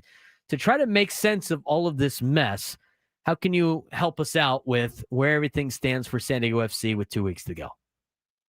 Yeah, so really this is kind of tricky for San Diego FC because their difference is total wins. That's the breakaway from second. The difference between first and second in the Western Conference right now. San Diego FC has 18 wins. Vancouver is sitting at 17. So this road trip, not this weekend, obviously we're in an international break right now. So the U.S. men's national team is playing today, and they'll play once again. So we're on an international break. But when San Diego heads out, just an hour and 40 minutes north of where I am, at Providence Park, that's going to be a game that I'm not saying it's a must-win or anything like that. I think that, with Vancouver, they've done well. They've got Tomas Mueller coming in, and they've had an incredible finish to the season. They do have a couple of more games, though. So I'm not saying it's a must-win, but Vancouver has an opportunity because they do, in fact, play tomorrow. But they have to go on the road to Orlando, and then they finish the season at home to Dallas. So that's the tricky part when it comes to total wins and goal differential, because Vancouver does have the lead over San Diego when it comes to goal differential by about 10 goals. So if we're thinking about tiebreakers and we're thinking about what San Diego FC and where San Diego FC will finish in the standings, the best you can do is, controlling your own destiny, go to Providence Park, get the 3 points, and just hope that, a road trip to Orlando during an international break might not necessarily help. And maybe you can get the Lions down there in purple to steal a win from Vancouver. So that's the difference between right now, the difference between a bye going into the round one and not, potentially needing to play. So we'll see. I think that you're looking at Vancouver. You're also looking at LAFC, who have, and we've talked about this again and again, the amount of games in hand that LAFC have had. They're the same thing with Vancouver, and then that same boat of got a couple of games to play. And then, of course, Minnesota. All those 4 clubs are in the top 4, and all those 4 clubs have done a great job of scoring goals. But also, they're all in that same win total, 16, 17, 18 wins total. So San Diego FC is definitely going into MLS Decision Day feeling just a little bit of pressure, but the good thing is that if they control their destiny, I think they'll be able to steal that 1 seed. Yeah, winning a game and they get the 1 seed, right? That kind of the simple terms for San Diego FC fans: win and we got the 1 seed locked up. I'm ready to say that, but just looking at the teams, I'm looking at LAFC. they've got probably the easiest remaining schedule, although they're 2 road games. But you're going to Austin and you're going to Colorado. So with how they've been playing, I like LAFC, and I can see LAFC getting 2 wins. Now, when it comes to Minnesota, a little bit different. I think that they're the slippery slope because they're going up against LA Galaxy on the road. Obviously, LA Galaxy hasn't had a good year at all. But that's the thing is that LAFC has 2 games. Minnesota and Vancouver, Minnesota has 1, LAFC and Vancouver have 2. So I think that Minnesota might not have as much potency because all they can do is win that 1 game. And I'd like them probably sitting around 3 and 4. So if I'm San Diego FC, the 2 teams I'm looking at are Vancouver and LAFC. What are they going to do in those couple of games that they have left? If they win out, that might mean San Diego FC might bump down to 2, maybe 3. But if you're San Diego, you're probably looking at 1 to 2 because you do have the results over LAFC in the head-to-head. We're talking with Drake Hills, who is a contributing writer for Black Players for Change. He also is a contributing writer for ESPN.com, covering soccer throughout the world, if you will, some international stuff that Drake has worked on as well. We only have a couple of minutes left, but I want to ask, how does San Diego FC play this in the next week, knowing that they are going to host a first-round playoff game in the MLS playoffs, and also at the same time knowing that they could get the 1 seed and maybe get a little bit of a break waiting for, whoever wins the 8-9 matchup. How does San Diego FC play this next week? And how would you play this next week? Yeah, I think you go all out. You kind of have to, right? I mean, as we just talked about, just in terms of the leverage that the 2 seed and the 3 seed currently, LAFC and Vancouver, have on you in terms of games in hand, rather. But I would say, though, as a 1 seed, you really want to hold on to that, especially because of the matchup that you're looking at. A couple of weeks ago, Braden, I know we were talking about, wow, you might be looking at Houston in round 1. You might be looking at Portland. Well, Houston's taken care of. They're eliminated. So it's more so how we feel about playing Portland. Portland coming into San Diego, how do we feel about that matchup? Obviously, San Diego has done quite well at home, but even more so on the road. But even more than Portland, I'd probably say the team that you would want to face in that 8-9, the winner of the 8-9 is FC Dallas. We know what took place just a couple of months ago, and you go up against FC Dallas and you you have a field day offensively. So I like that matchup. I think that's the matchups you want to look for as you go into round 1.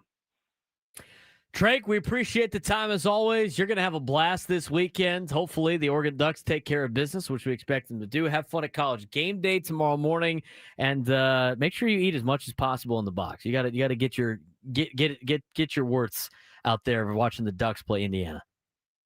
Yeah, I'm going to have my phone in my other hand as well. Got to make sure we're looking at seeing what the Buckeyes are doing because we're going to be seeing them in December. But thanks, guys. I appreciate it, and go Ducks. Go Ducks, Drake. We'll talk to you guys next week. We'll talk to you next week. For Frank Marchese, I'm Braden Surprenant. This has been the Braden Surprenant Show on San Diego Summer Sports Station 97.3 The Fan. Coming up next, Gwyn and Chris. We'll talk to you guys on Monday. Enjoy your weekend.